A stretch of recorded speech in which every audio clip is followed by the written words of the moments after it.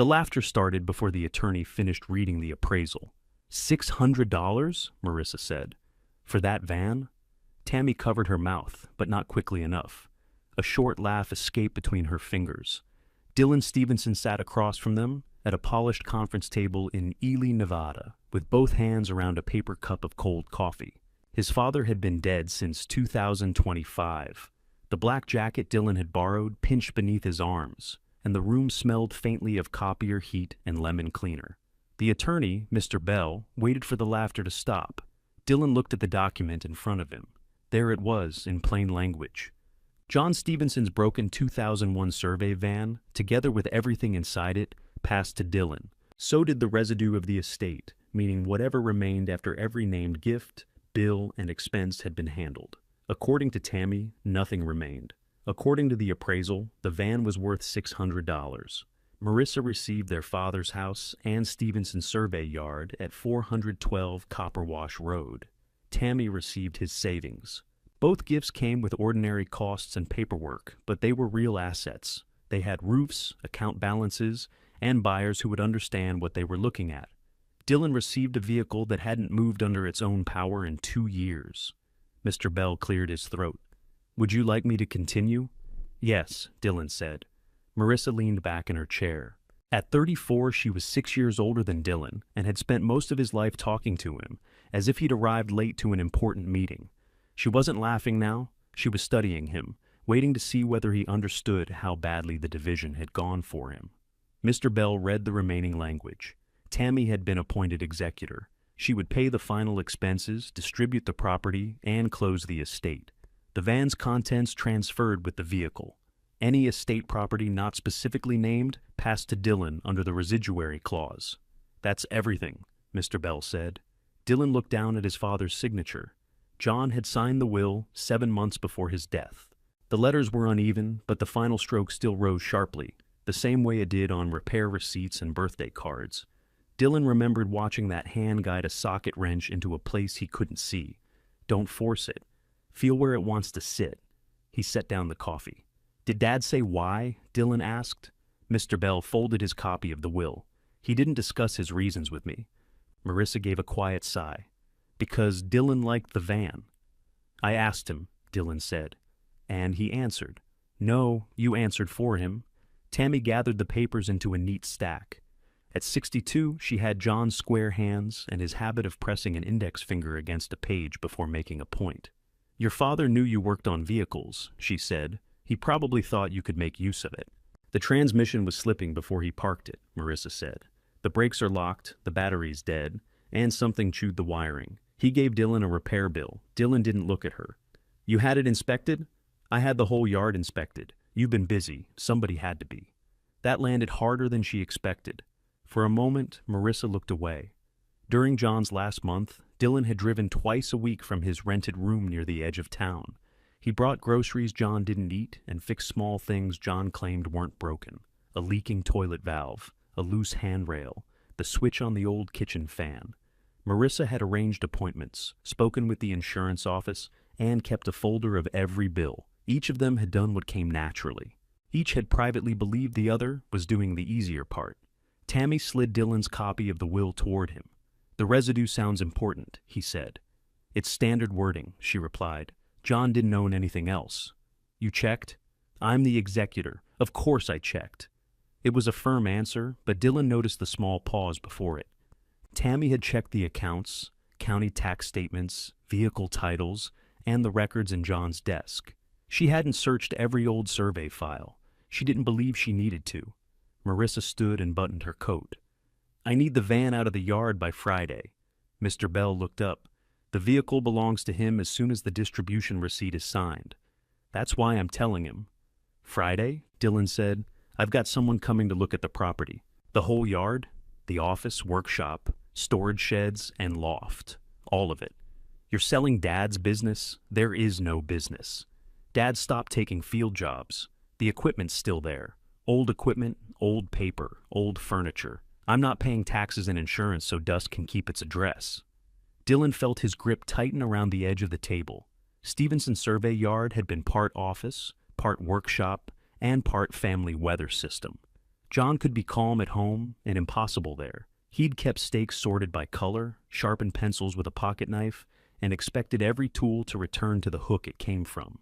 Dylan had spent more Saturdays in that yard than he'd spent anywhere else.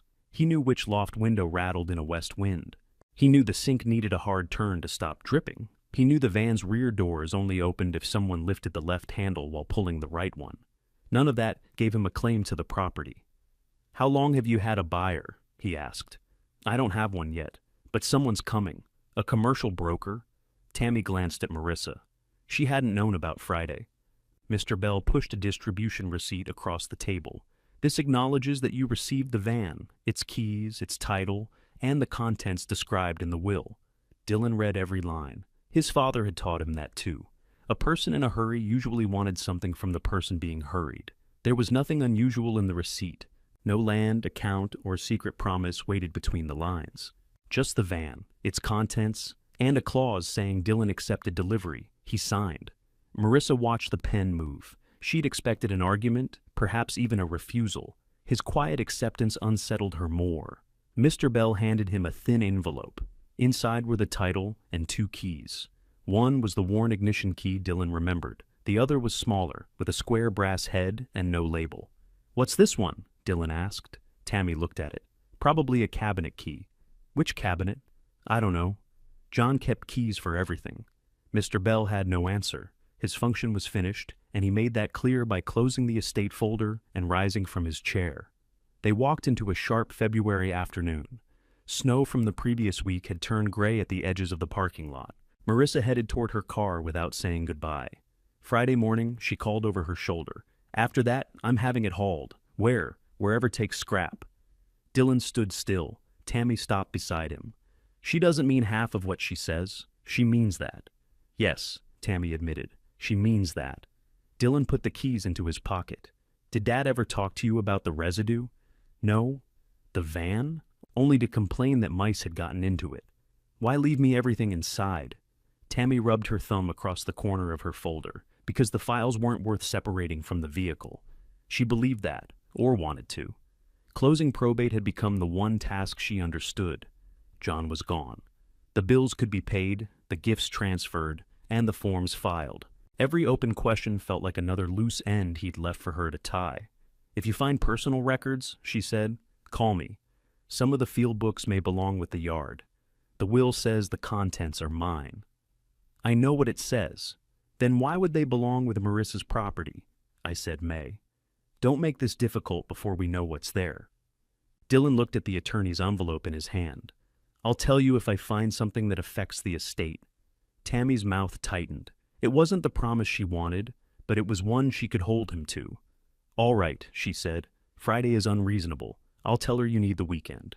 "I don't. You have a tow truck? I'll figure it out." That afternoon, Dylan drove to Stevenson's survey yard.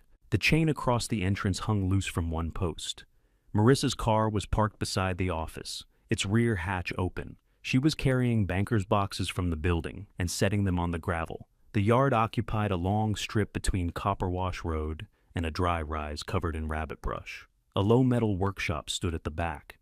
The office sat nearer the gate, with John's fading blue survey marker painted beside the door. Above the workshop was a loft with 2 narrow windows. One pane had been covered with plywood since a windstorm. The van stood along the east fence. Sun and dust had taken most of the shine from its white paint.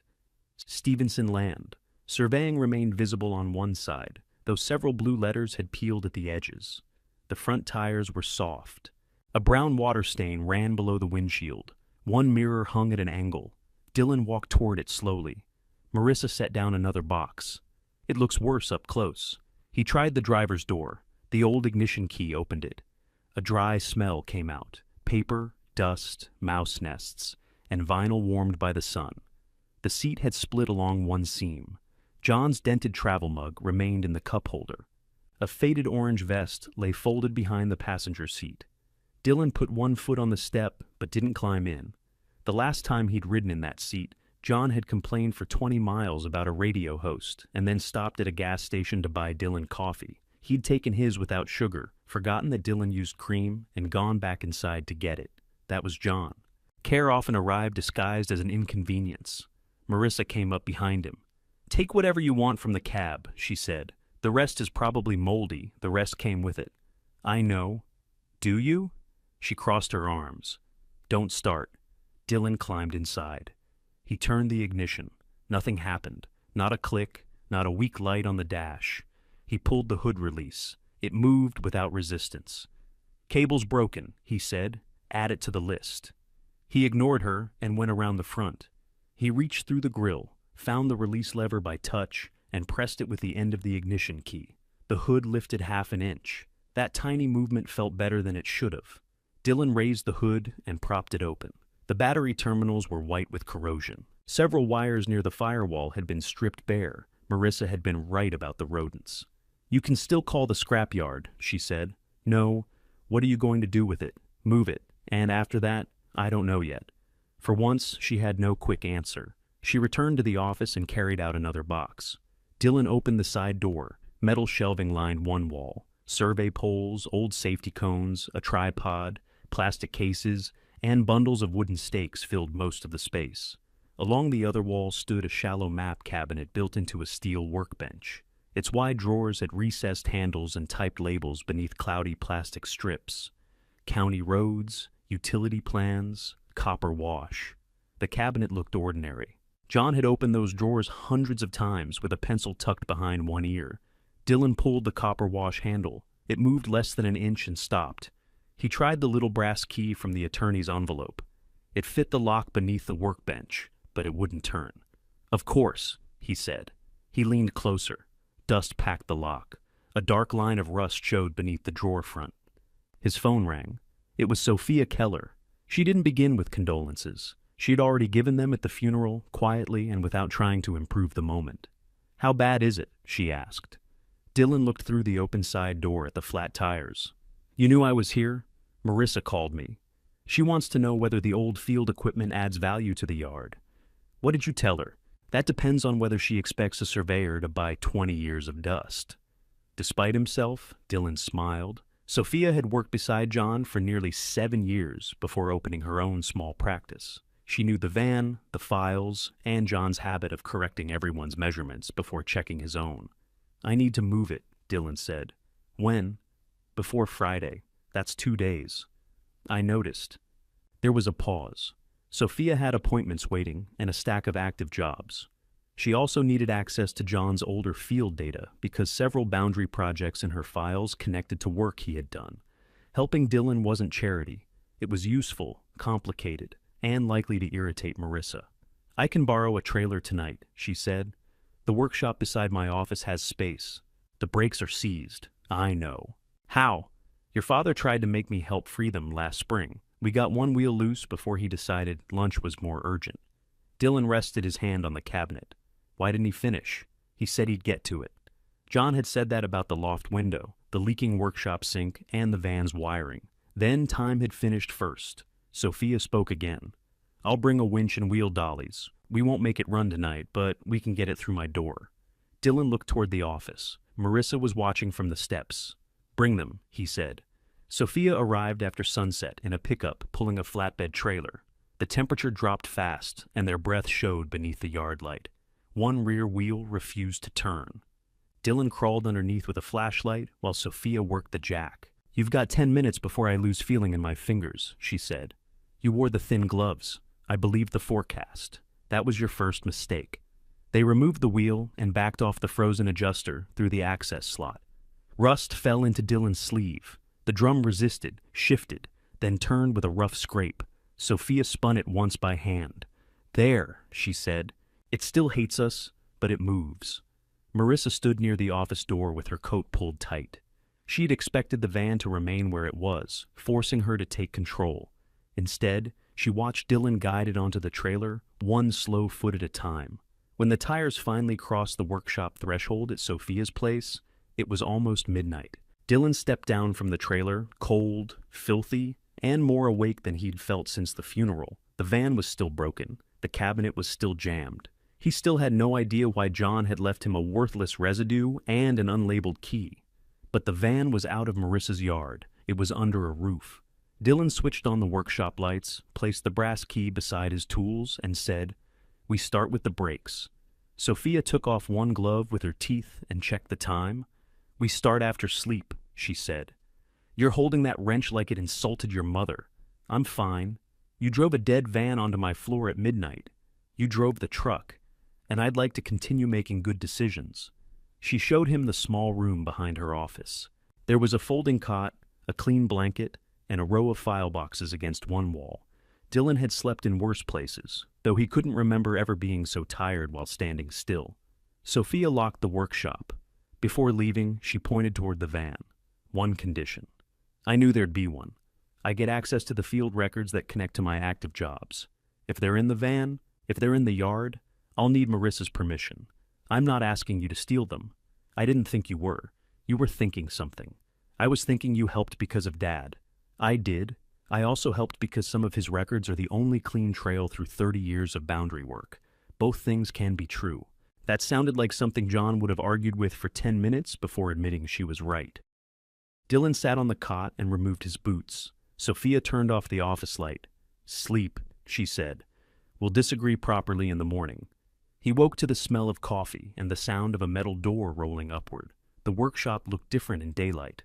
Sophia rented one end of a long block building behind a tire store. Her office occupied the front. The rear held a workbench, 2 steel shelves, and enough open floor for the van if nobody needed to walk comfortably around it. She'd already put the coffee on the bench. Dylan picked up the cup marked with a strip of blue tape. That one's yours, she said.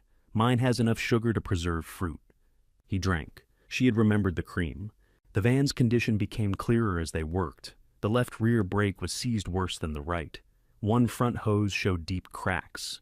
The master cylinder had leaked down the booster. Mice had carried insulation into the airbox and chewed through a bundle of wires behind the dashboard. Dylan wrote each problem on a piece of cardboard. Sophia looked over his shoulder. You always make the list before you know the prices. It's easier to be brave without prices. That's not bravery. It gets the hood open. He removed the battery and cleaned the tray. Rust had eaten through one corner, though the metal beneath it was still sound. He tapped it with a screwdriver and listened. Sophia was sorting equipment in the rear. Your father used to do that. What? Hit metal and wait for it to confess. He said rust sounds different. He also said he could hear a bad bearing from across a parking lot. He could. He guessed correctly half the time and remembered only those times. Dylan smiled, then looked away before the smile became something else. Sophia pulled out 2 broken range poles, an empty equipment case, and a plastic crate of field books swollen by moisture. She opened one carefully. These are ordinary job logs, she said. Mostly old county work. Useful, some of them. Not $18,000 useful. Dylan looked up. Where did you get that number? I called a parts supplier while you were asleep. You priced everything? Brakes, wiring, tires, fuel system, glass seal, labor. We can't do ourselves, and enough extra for whatever's hiding. We can do most of the labor. You can. I have clients, so do I. Dylan sometimes repaired utility trucks and mining equipment on the contract. The work paid well when it came steadily. It hadn't come steadily that winter. Sophia pointed at the cardboard. You'll lose paid days. That counts. He added the estimate at the bottom of the list. $18,000. That was most of his savings. The amount had taken him 4 years to build and could disappear into a vehicle worth $600. He folded the cardboard and put it in his pocket. You don't have to decide today, Sophia said. Marissa made Friday the deadline. The van's gone. Her deadline is over. Dylan wasn't accustomed to hearing one of Marissa's demands described as finished. In their family, a demand usually changed shape and returned. They moved to the map cabinet. The little brass key entered the lock, but the cylinder still refused to turn. Dylan sprayed it, waited, then worked the key gently in both directions. On the 4th try, the lock moved. A bar released inside the cabinet with a dull knock. Sophia gripped the copper-wash drawer and pulled. It opened the same inch as before, then stopped. Rust? Dylan asked. She crouched beside him. No. Listen. She pushed the drawer closed. A small click came from behind the workbench. Powered lock rail, she said. John had it installed after a drawer opened while he was driving. I remember that. Maps all over the highway. He blamed the road. He always blamed the road. They found a service panel below the workbench. The brass key opened that too. Inside was a compact fuse board connected to the damaged wiring running forward. 2 fuses had blown. Corrosion covered the main terminal. Dylan traced the wires with his finger. "The cabinet isn't jammed," he said. "It's still locked. That's good. It needs the electrical system. That's less good." The lock turning was a small result, but it changed the problem. The drawers hadn't rusted shut. Whatever John had stored inside remained behind an ordinary mechanism that could be repaired. Sophia leaned into the van and looked at the cabinet labels. "He wouldn't let me move these files." "When?" "When we tried to free the brakes. I told him papers shouldn't sit in a leaking van.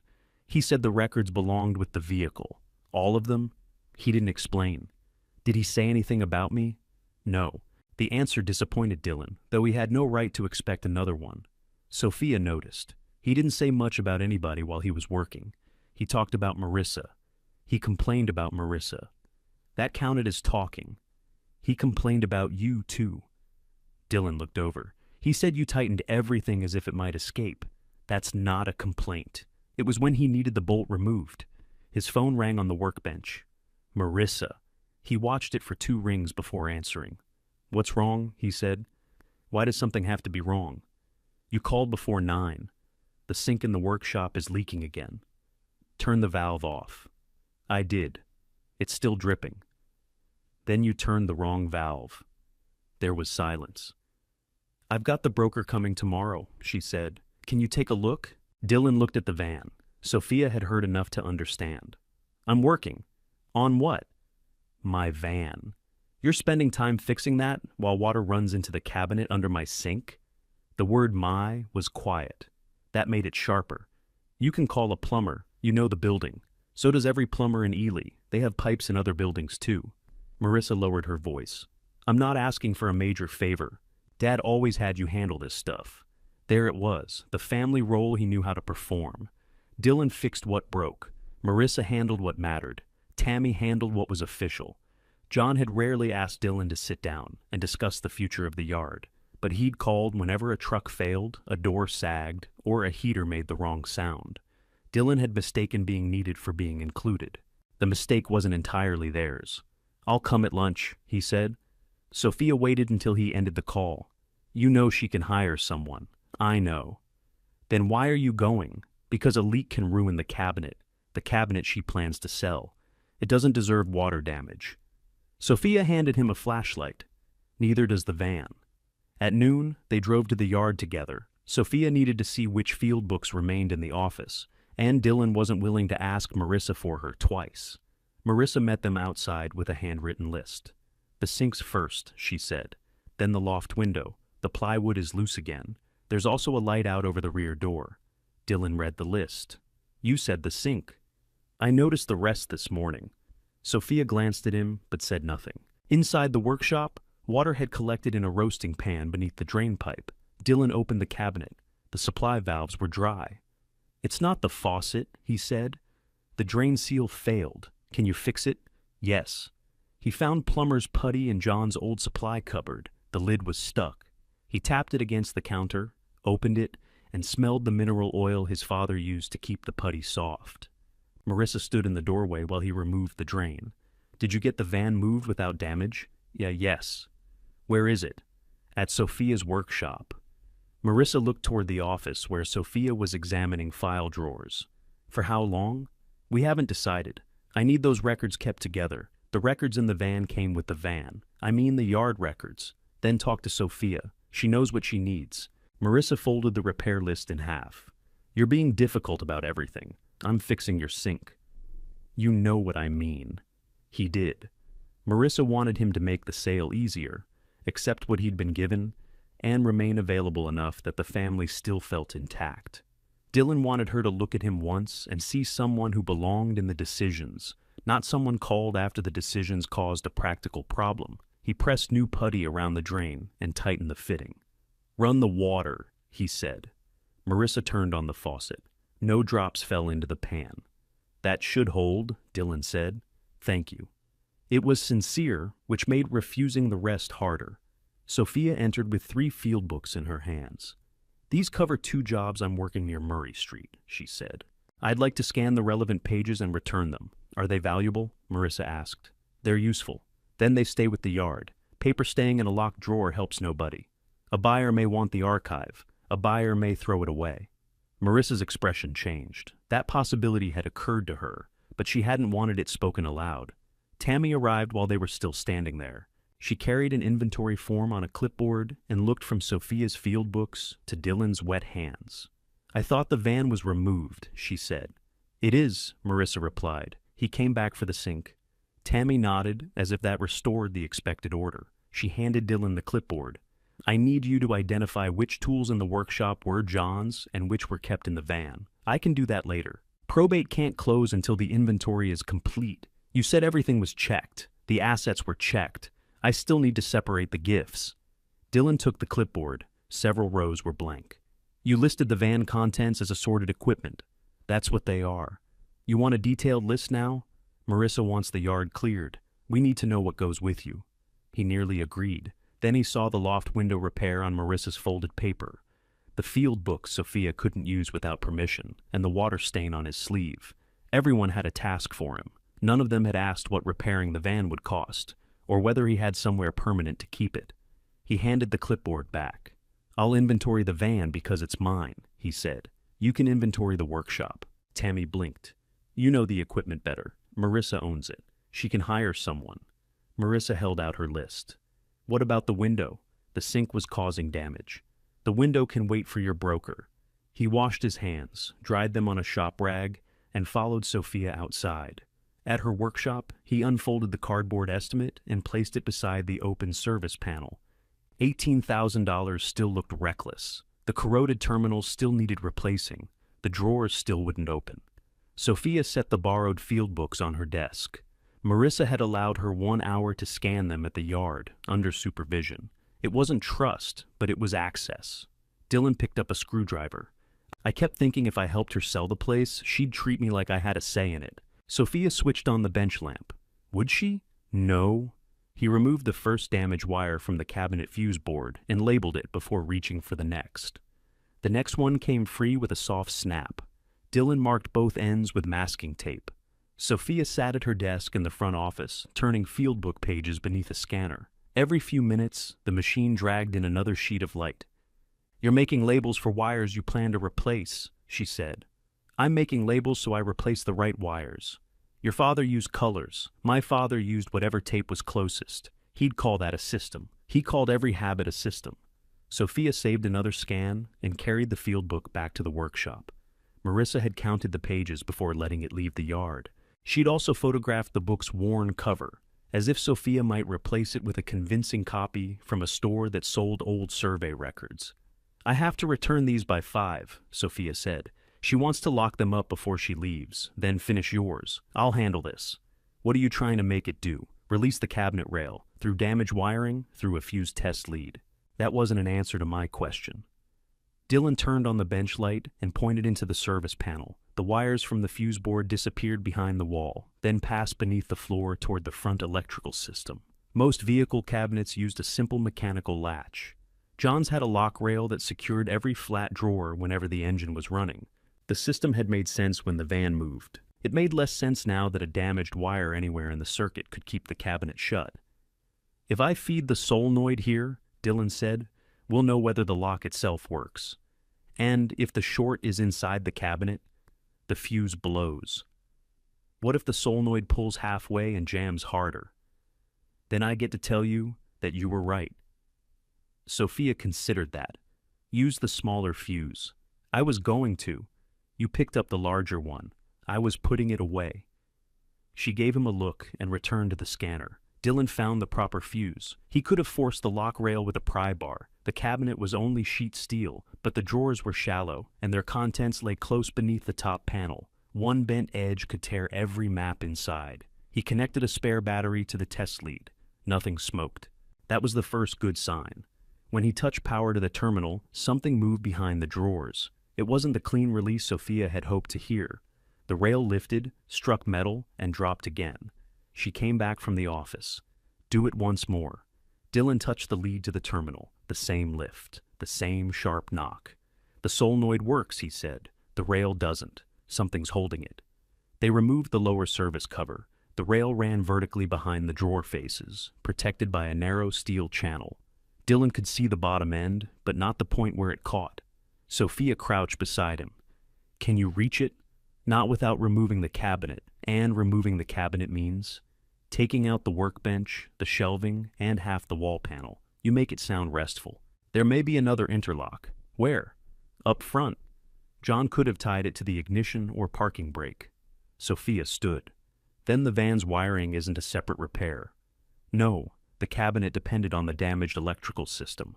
Restoring access to John's papers now meant repairing the circuit properly, or dismantling the interior around it. Dylan disconnected the test battery. His deliberate move had worked. The lock wasn't dead, and the drawer wasn't sealed by rust. But knowing that made the larger repair harder to avoid. He started removing loose items so he could reach the wiring channel. Each piece went onto the inventory sheet Tammy had requested. 2 tripods, 4 range poles, a box of flagging tape, 3 safety vests, a hand level in a cracked leather case, a portable radio that smelled as if its batteries had leaked years ago. Sophia returned to her scanning. Dylan lifted the rubber mat beneath the workbench. A drift of dust and dry rabbit brush had collected along the wall. He swept it into a pan, then wiped down the cabinet with a damp cloth. Above the wide drawers was a narrow metal tray he'd assumed was part of the cabinet frame. A small recessed pull appeared after he cleaned away the dirt. The brass key wasn't needed. The tray slid open by hand. Inside stood a row of index cards held upright by a bent divider. They were yellowed at the edges and arranged by the same typed codes used on the drawer labels. Dylan carried the tray to the bench. Sophia. She finished the page she was scanning before coming back. "What? Did John keep a separate card index?" She looked at the tray. "Years ago? I thought he threw it out when we made the digital job list." The first cards covered county roads. Each showed a short file code in the upper corner, a job name, a date, and 1 or 2 notes in John's compact handwriting. Dylan kept his hands clean and turned them one at a time. Why use cards if he had drawer labels? The labels tell you the area. The cards tell you what's in the area. Then we should know what's inside without opening it. If he kept the cards current, did he? Sophia gave him a patient look. This is the man who stored tax receipts in a coffee tin. They reached the cards marked for copper wash. The first read CW-1. Beneath it, John had written County Access Compilation and a reference to the familiar road map used on older surveys in that part of White Pine County. Sophia touched the corner. "I know this one. It shows the county road and the older parcel lines. He carried a copy whenever we worked east of town." Dylan turned the card over. Nothing was written on the back. The next divider was blank. He checked behind it. A second card had slipped flat against the bottom of the tray. Only one line appeared on its face. CW-2. The code had been written in pencil and gone over once in blue ink. A small diagonal mark crossed the upper corner. No job name followed it. No date. No drawer number.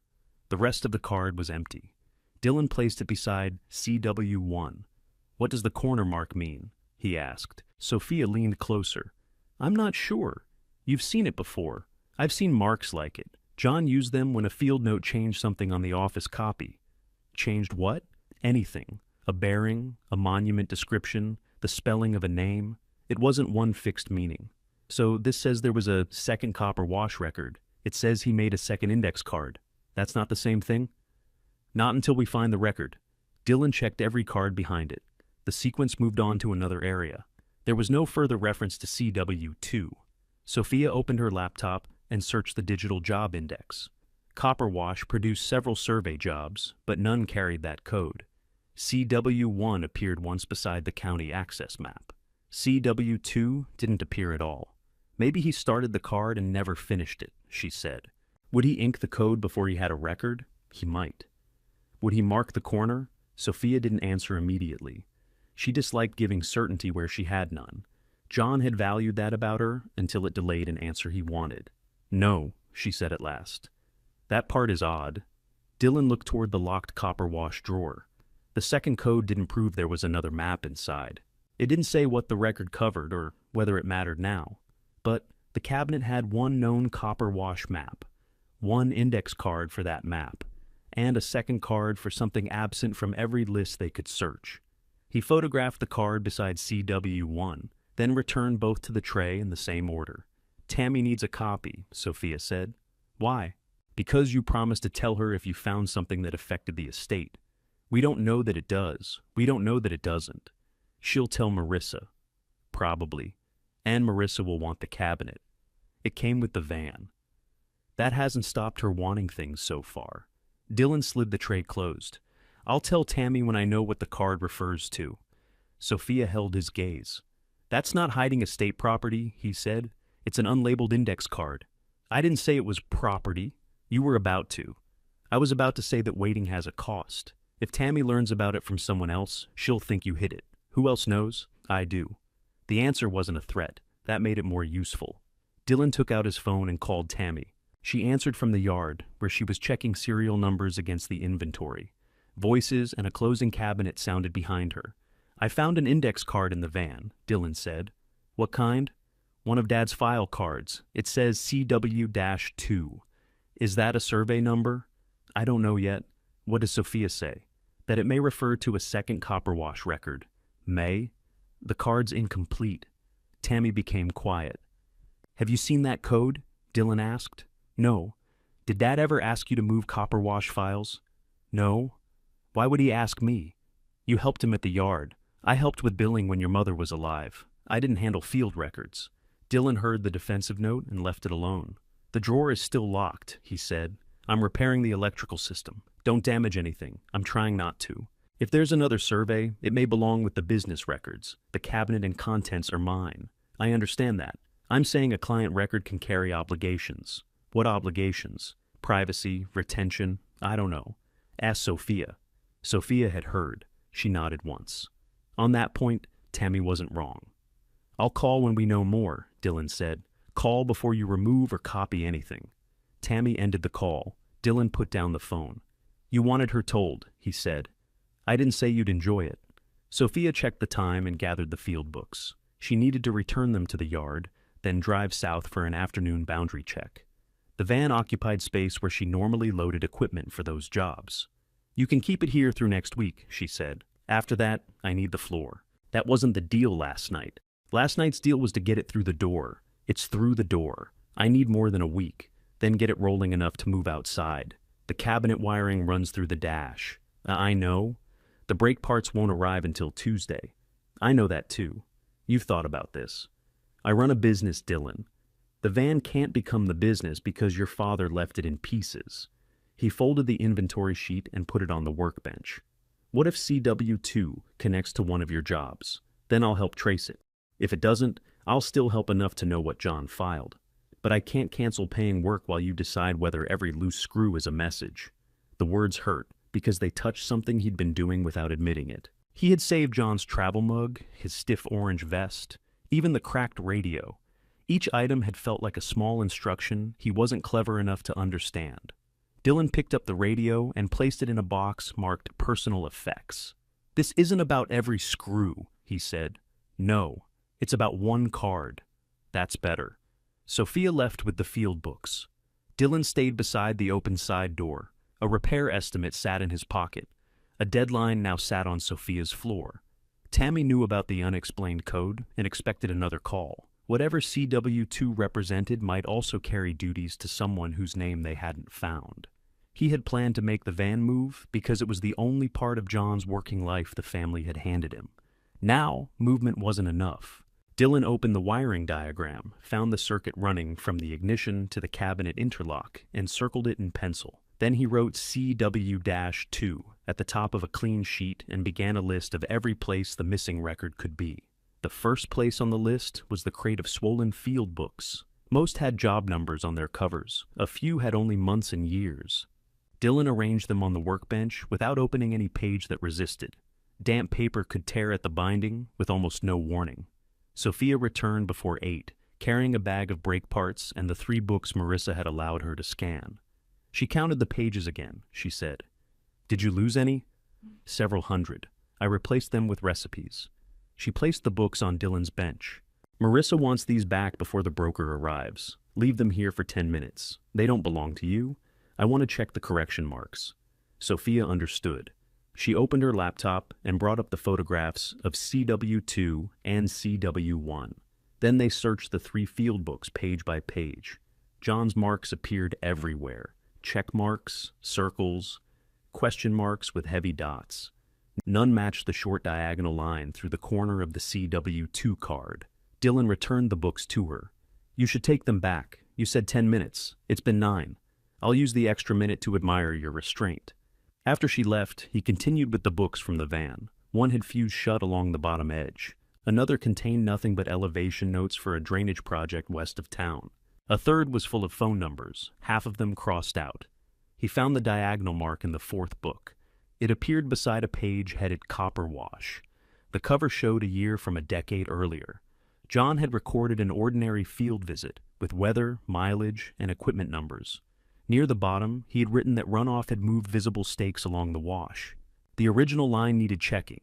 The diagonal mark crossed the upper corner, exactly as it crossed the CW2 card. Dylan photographed the page without moving the book from the bench. Sophia returned 20 minutes later. "The broker's early," she said. "Marissa's walking him through the loft like she built it herself." Dylan turned the field book toward her. Sophia set down her keys. "I remember this day. You were there? For the first visit. The storm came through 2 nights before. Water carried brush across the track, and several stakes were lying down." "What kind of stakes?" "Wooden boundary stakes, visible markers, not proof by themselves." "What did Dad do?" "He measured from the references we had and told me not to replace anything yet." "Why not?" "Because he didn't trust where the wash left them." She read the rest of the page. There was no ownership note, no parcel description, no name that explained why John had returned. The final line said only that he would correct the field record after checking the original line. "Did you go back with him?" Dylan asked. "No, I had another job." "Did he tell you what he found?" "He told me the office copy needed changing." "Which office copy?" "I assumed he meant CW1. Dylan placed the index card photograph beside the field book page. Sophia looked between the 2 marks. "Maybe I assumed wrong. Would he make a second record instead of changing the first? If the first one showed county information and he didn't want his field correction confused with it, yes. Then CW2 was real. It was probably real. You've moved from maybe, I've moved 1 word. It was enough."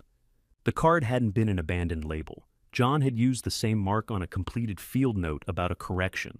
He'd gone back after runoff moved the stakes, then changed an office record Sophia never saw.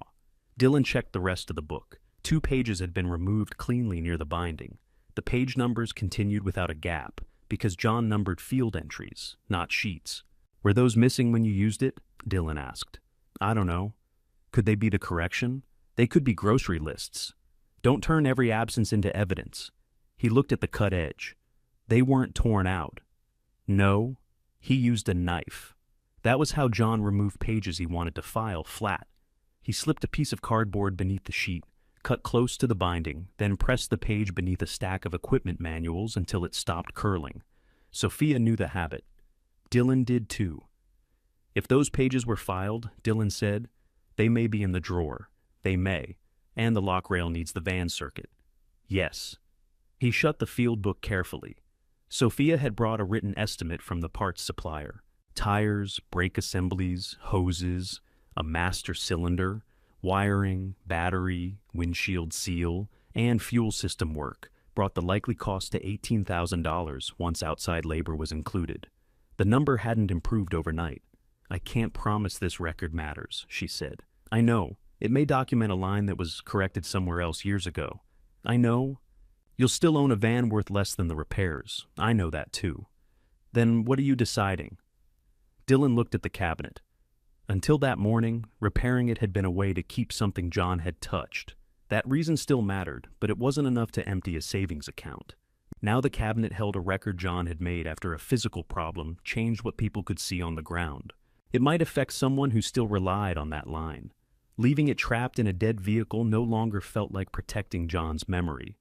It felt like refusing his unfinished work. "I'm deciding whether I can repair it in stages," Dylan said. Sophia nodded toward the brake parts. "Those get it safe enough to move. The wiring gets us into the cabinet. Tires and fuel come after. Outside labor, You'll need someone to rebuild the damaged harness if your repair doesn't test clean. My repair will test clean. That confidence should be taxed. Dylan called the supplier and ordered the brake system, battery, tires, and wiring materials. The deposit left his account while he stood beside the van. He stared at the new balance for a few seconds. There was still enough to pay rent and ordinary bills. There was no longer enough to pretend the repair could be abandoned without consequence. Sophia began removing the left rear drum. "You can still return some of it," she said. "Not after installation. That's why I told you now." They worked through the morning. Dylan replaced the corroded cabinet terminal, then followed the interlock wire forward. Beneath the dashboard, the insulation had been eaten away in several places.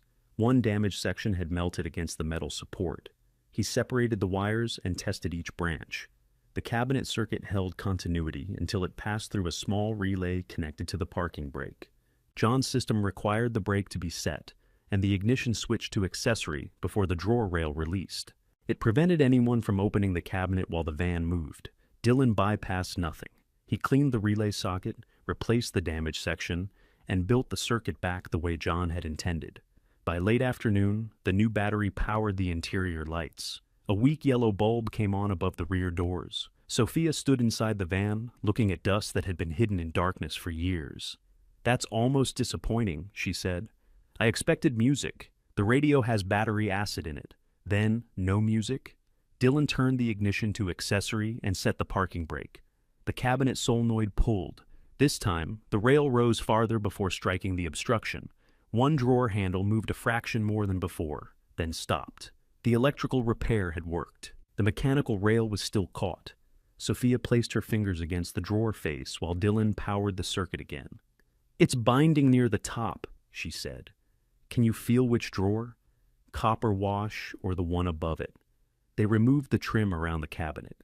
The top edge remained hidden beneath the workbench, but Dylan could now see a slight twist in the cabinet frame. At some point, something heavy had struck the workbench and pushed one corner backward. "The frame's bent," he said. "Can we straighten it?" "Not safely while the drawers are loaded." "Can we unload the drawers?" "Not while they're locked." Sophia sat back on her heels. "That's a very John problem. A system built to protect the records is keeping us from protecting the records." He'd insist it was working. The shop phone rang in the front office. Sophia ignored it once. It rang again. She went to answer, then called back. "It's for you." "Nobody has this number. This person does." Dylan wiped his hands and took the receiver. "Dylan Stevenson?" "Yes." "My name is Landon Castillo. I manage the solar project east of Copper Wash." Dylan knew the project by the trucks he'd seen on the highway, but little else. "How did you find me?" "I called Stevenson's survey yard. Your sister said the old van records went to you." Dylan looked through the office window. Sophia had stopped working. "What records are you looking for?" he asked. "Anything John kept on Copper Wash Road and the land south of it." He reviewed an early service road plan for us. "When?" "Last year, informally. We met at the site." "What did he say?" "That our proposed route didn't match what he trusted on the ground. He told me not to treat the visible road as the whole answer." Dylan picked up a pencil. "Did he explain?" "He said he needed to check his field copy. I called again later, but he wasn't well enough to meet." Landon's voice was controlled, though he was choosing each word quickly. He had already repeated this explanation to people who wanted a simpler answer. "Why do you need it now?" Dylan asked. "Our route review came back this morning. We have 30 days to show legal access for the preferred service road. If we can't, we abandon that route and redesign." "What does that have to do with Dad's survey?" "I don't know yet. That's why I'm calling." Dylan wrote 30 days at the top of the wiring diagram. "I found a reference to a second Copper Wash field record," he said. "I haven't found the record. Can I see the reference?" "Not yet." Landon paused. "I'm not asking you to hand over private files," he said. "But if John flagged a problem that affects our route, I need to understand it before the deadline. Who else knows you called?" "My project team. Your sister knows I asked for the van records." Dylan closed his eyes briefly. Marissa had sent Landon to him, but she would already be wondering why a solar manager cared about papers inside a vehicle she'd valued as scrap. "I'll meet you tomorrow," Dylan said. "Where?" "Sophia Keller's workshop. 10 in the morning." After the call, he told Sophia what Landon had said. She read the field note again. "Visible road isn't legal access," she said. "Those aren't the same question." What question was Dad checking? We need the second record. His cell phone rang almost immediately. Marissa's name appeared on the screen. Dylan answered. What does the solar project want? She asked. Copper wash records. Those are business files. The ones in the van came to me. If they affect property or a client, you don't get to keep them private because Dad put them in your broken vehicle. I'm not keeping anything private. I'm finding out what exists. I want all the copper wash files brought back to the yard. No. The word came more easily than it had beside the leaking sink. Marissa went silent. Dylan looked at the cabinet rail, the new parts on Sophia's floor, and the deadline written across his diagram. Landon's meeting us here tomorrow, he said. You can come, but nothing leaves the van until we know what Dad was correcting. Marissa's answer came after a long breath. I'll be there, she said. And Tammy should be there too. You don't need the executor to look at a road plan. We don't know what we need. That's the problem. She ended the call. The next morning, Landon arrived 10 minutes early. He drove a dusty company pickup and carried a cardboard tube beneath one arm. He wore work boots, a clean button shirt, and the tired expression of a man whose schedule depended on answers other people had promised months ago. Sophia introduced herself and checked his business card before letting him spread anything across her desk. Marissa arrived while he was unrolling the project plan. Tammy followed in her own car with the estate clipboard. Dylan had cleared one end of the workbench. Landon placed the plan there and held down its corners with brake drums. This is our preferred service route, he said. The longer alternative comes around from the north. It's buildable, but it adds grading, drainage work, and more disturbance. How much more? Marissa asked. Landon glanced at her.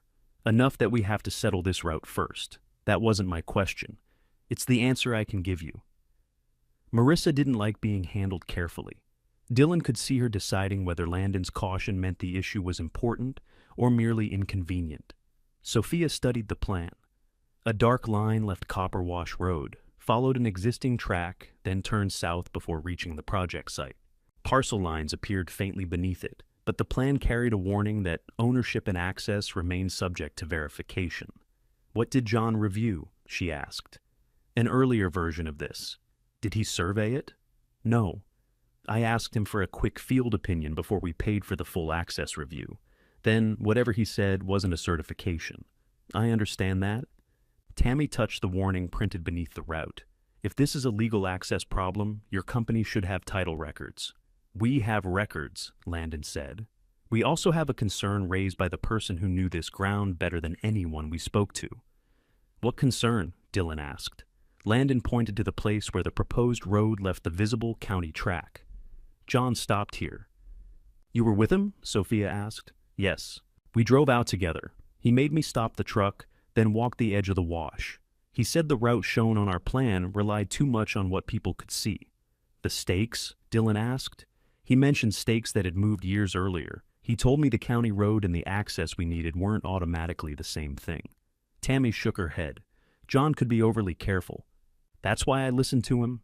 Sophia brought out the field book. She kept it inside a clear sleeve and opened it to the copper wash note. This entry was made after runoff moved visible stakes, she said. The office record was supposed to be corrected. Landon read without touching the page. Is this the same location? The note doesn't give enough detail, Sophia said. But the field description fits this bend in the wash. She placed a sheet of tracing paper over the route plan.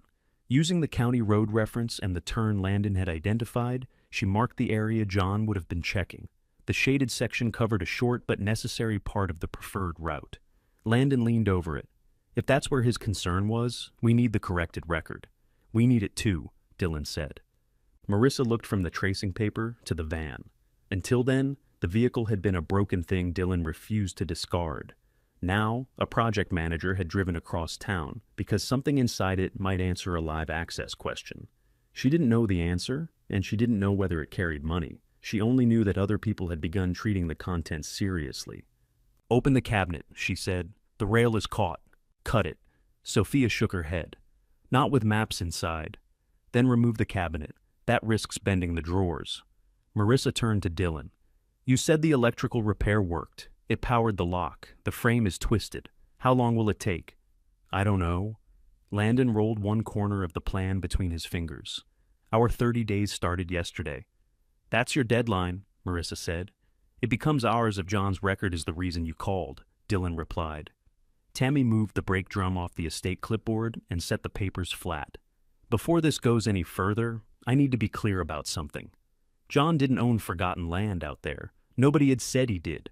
Dylan looked at her. Why bring that up? Because people hear access problem and start imagining things. I reviewed his property tax statements, bank records, and the papers in his desk. The estate had the house, the yard, the vehicles, and the accounts listed in the will. The residue was still included. Residue is included in most wills. So, you keep telling me. Tammy pressed one finger against the clipboard. If CW2 is a client survey, it doesn't become personal property in the ordinary sense just because the paper is inside your van. There may be retention duties, Sophia answered before Dylan could.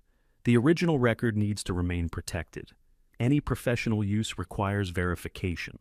But possession and ownership aren't questions I can settle from a label. Then the safest place is the yard archive, Tammy said.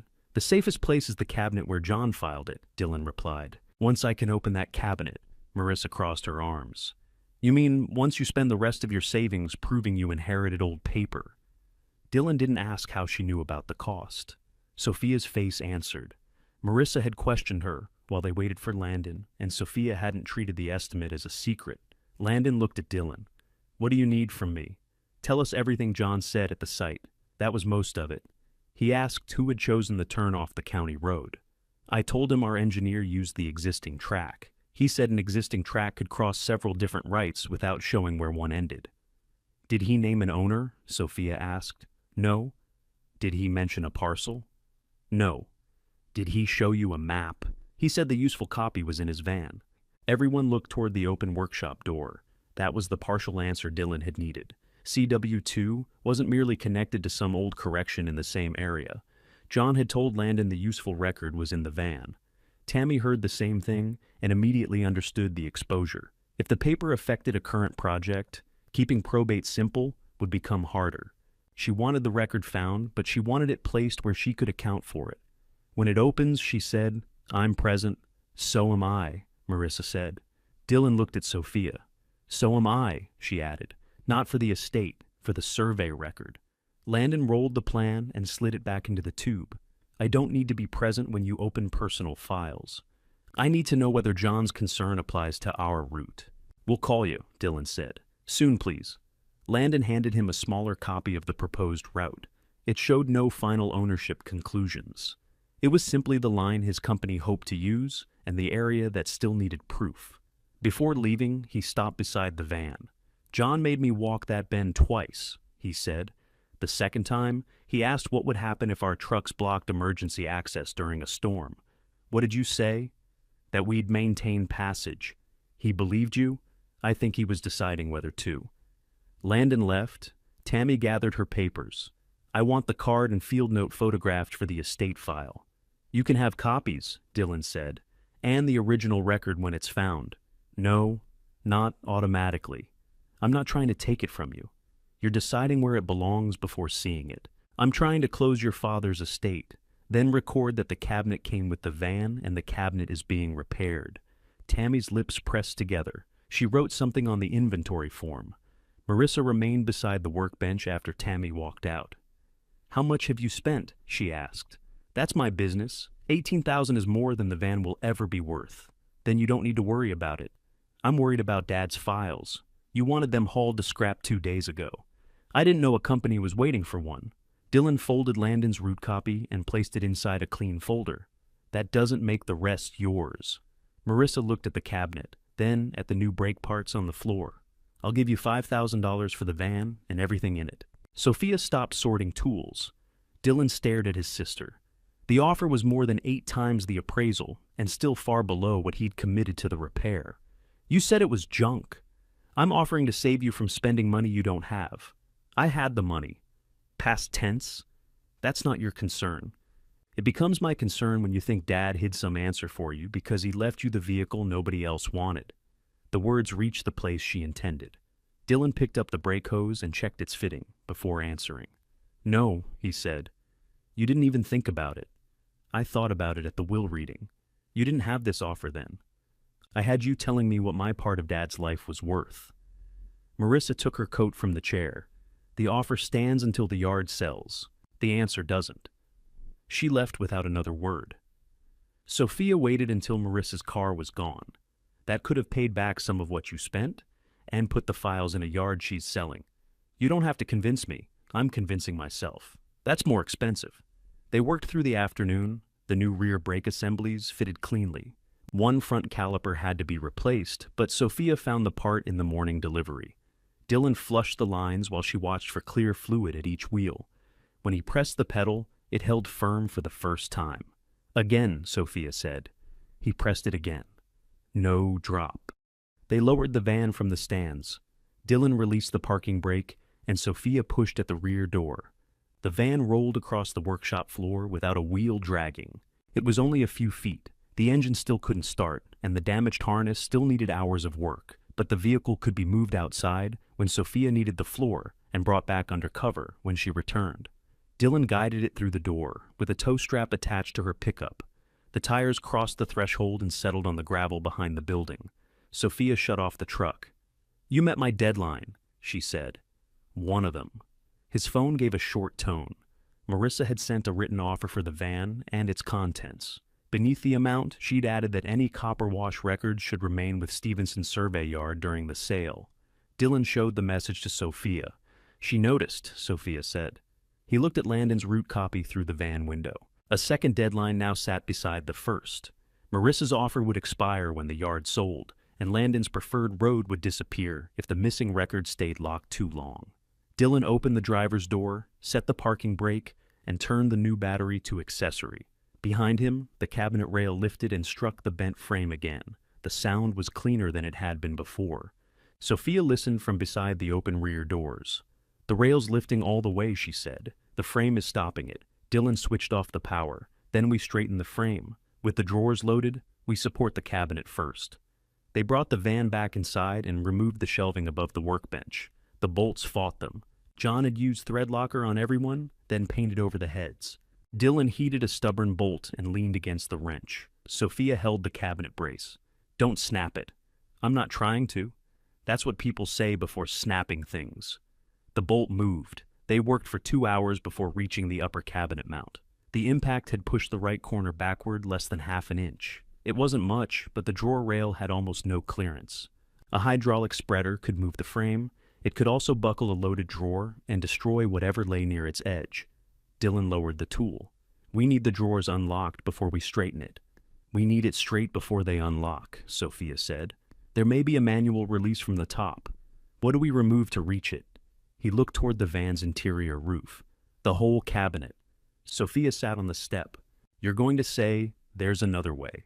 There's another way. Does it involve money? The wiring harness has to come out anyway. Once the dash is open, I can power each interlock separately and find which one isn't releasing fully. You already tested the cabinet solenoid, not under load from the complete circuit. How much more?" Dylan took out the estimate. The work already ordered covered the main brake system, battery, tires, basic wiring materials, fuel service, and the leaking windshield seal. A complete harness repair required outside equipment and several days of labor. Sophia called the electrical shop and put the phone on speaker. The technician listened while Dylan described the melted wires, rodent damage, auxiliary cabinet circuit, and old aftermarket connections. He gave a range, then asked whether Dylan wanted a temporary repair or the system rebuilt properly. "Properly," Dylan said. Sophia looked at him, but didn't interrupt. When the call ended, Dylan added the numbers. With the remaining parts and labor, the total reached the full $18,000 they had expected. Not close to it. Not possibly. 18,000. His phone rang before he could put the estimate down. The dispatcher for one of the mining contractors needed him for an urgent repair outside town. 3 vehicles had electrical faults after a storm. The work would take at least 3 days and pay enough to cover a useful part of the van. "When do you need me?" Dylan asked. "Now." "We've got somebody else who can start tomorrow, but you know the fleet." Dylan looked at the open dashboard. If he left, the van would sit until the following week. Landon would lose 4 more days from his deadline. Sophia needed the floor for a scheduled equipment delivery. "I can start Monday," Dylan said. "We can't wait until Monday." "I understand." "Can you give me an answer in 10 minutes?" Dylan already had one. I can't take it. The dispatcher was quiet for a moment. All right, we'll call the other mechanic. The line went dead. Sophia had heard the whole conversation. That job would have paid well, she said. Yes, you could have gone and lost 4 days. You've got bills that aren't attached to this van. I know. She didn't tell him he'd made the wrong choice. She also didn't soften it. A regular contractor who found someone else for an urgent job often kept using that someone else. Dylan opened his banking app. He transferred the remaining repair money while the parts shop waited on the phone. Afterward, his savings looked like they had before he'd learned to trust having any. He put the phone face down. Sophia gathered her survey bag. Landon wants us at Copper Wash this afternoon. He called you? He needs to know whether we can narrow John's concern before the cabinet opens. We can't certify anything from an old field note. I told him that. We can still look at the visible route. Dylan glanced at the van. The electrical shop can't take it until tomorrow, she said. Standing here won't make the harness heal. They met Landon beside Copper Wash Road. The project site lay east of Ely, where the ground opened into pale slopes, dry channels, and long stretches of scrub. Wind pushed dust across the road in thin sheets. The existing track left the county road near a shallow bend and followed the wash before turning toward the solar site. Landon had marked the proposed service route with small orange flags. Sophia stopped him before he led them onto the track. These flags show design, not ownership, she said. Correct. And anything we observe today is preliminary. Also correct. No one repeats that Sophia Keller verified access. Landon nodded. I need a useful question, not a convenient answer. That satisfied her enough to continue. Dylan carried the copy of John's field note. The wash looked ordinary from the road. Tire marks followed packed dirt between low banks. A few old wooden stakes stood on one side, gray from weather. Others leaned downstream at different angles. He understood why a person might trust them. They looked placed. They didn't look random. Sophia crouched beside the nearest one without touching it. This wasn't driven recently, she said. Could it have moved in the washout? Dylan asked. Anything visible here could have moved. Water doesn't care what a stake means. Landon pointed toward the proposed turn. John walked from here to that rise. They followed the route. The track narrowed where runoff had cut into one edge. A rusted drainage pipe crossed beneath it, partly filled with dirt and brush. Landon stopped at the place John had stopped. He stood here and looked back toward the county road, he said. Then he asked whether our legal description followed the road, the wash, or a surveyed line. What did you tell him? Sophia asked. That our consultant was checking. And he didn't accept that? He said checking wasn't the same as knowing? Dylan could hear his father saying it, not dramatically. John would have said it while looking at the ground, already irritated that someone had used the two words as if they meant the same thing. Sophia opened the public county map on her tablet. It was based on the familiar information likely stored as CW1. The scale was broad. It showed the road and surrounding parcels, but not enough detail to settle the short turn Landon needed. She compared it with the project route. The visible track drifts south here, she said. Is that wrong? Landon asked. It's different, that's all I can say. Different from what? From the general road line on this map. Dylan looked from the tablet to the ground.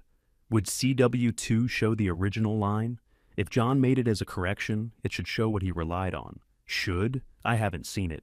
Landon walked farther along the track. The service road has to carry construction vehicles, maintenance trucks, and emergency traffic. We'd improve the drainage and keep passage open. Who uses it now? Dylan asked. Ranch access, utility crews, sometimes fire crews. Not often, but often isn't the standard during an emergency. John had asked Landon what happened if project trucks blocked the route in a storm. It hadn't been a stray complaint. He was testing whether the company understood that access created duties in both directions. Dylan studied the filled drainage pipe. If you use this route, you replace that. We'd replace it and maintain the wash crossing. And if you take the northern route, we leave this section as it is unless another agreement requires work. The preferred route wasn't only shorter. It put a company with equipment and money in a position to repair a neglected crossing. That didn't prove it should be allowed. It explained why John might have kept asking questions instead of simply objecting. Sophia walked to the far edge of the bend. She took several measurements from visible features, but none gave her a defensible boundary. The old stakes disagreed with one another. The public map was too general. The land itself had changed shape through years of runoff. When she returned, dust covered her boots. "I can confirm the inconsistency," she said. "The route follows the visible track. The visible track doesn't hold consistently to the road line shown on the county map." "Does that stop us?" Landon asked. "It stops me from telling you that you're clear. How much can the second record answer? If it contains John's corrected field measurements, possibly all of this location question." Landon looked toward the project site. "We have 27 days. Dylan folded the field note. "What happens if we don't find it?" "We move to the alternate route. I have to tell the design team soon enough to redesign before our permit window closes." "How soon?" 2 weeks would leave us room. After that, every day becomes expensive. The original 30-day deadline had sounded like Landon's problem. 2 weeks made it Dylan's. On the drive back, Sophia kept both hands on the wheel. "You gave up work for this," she said. "Yes." "You spent all 18,000? "Yes." "And we still don't know who the corrected line protects?" "No." "Then say what you're doing." Dylan watched the low hills pass outside the window. "I was trying to save the van." "You did. It rolls. That's not enough now." Sophia waited. He thought about the displaced stakes, the track drifting away from the line on the public map, and the blocked drainage pipe.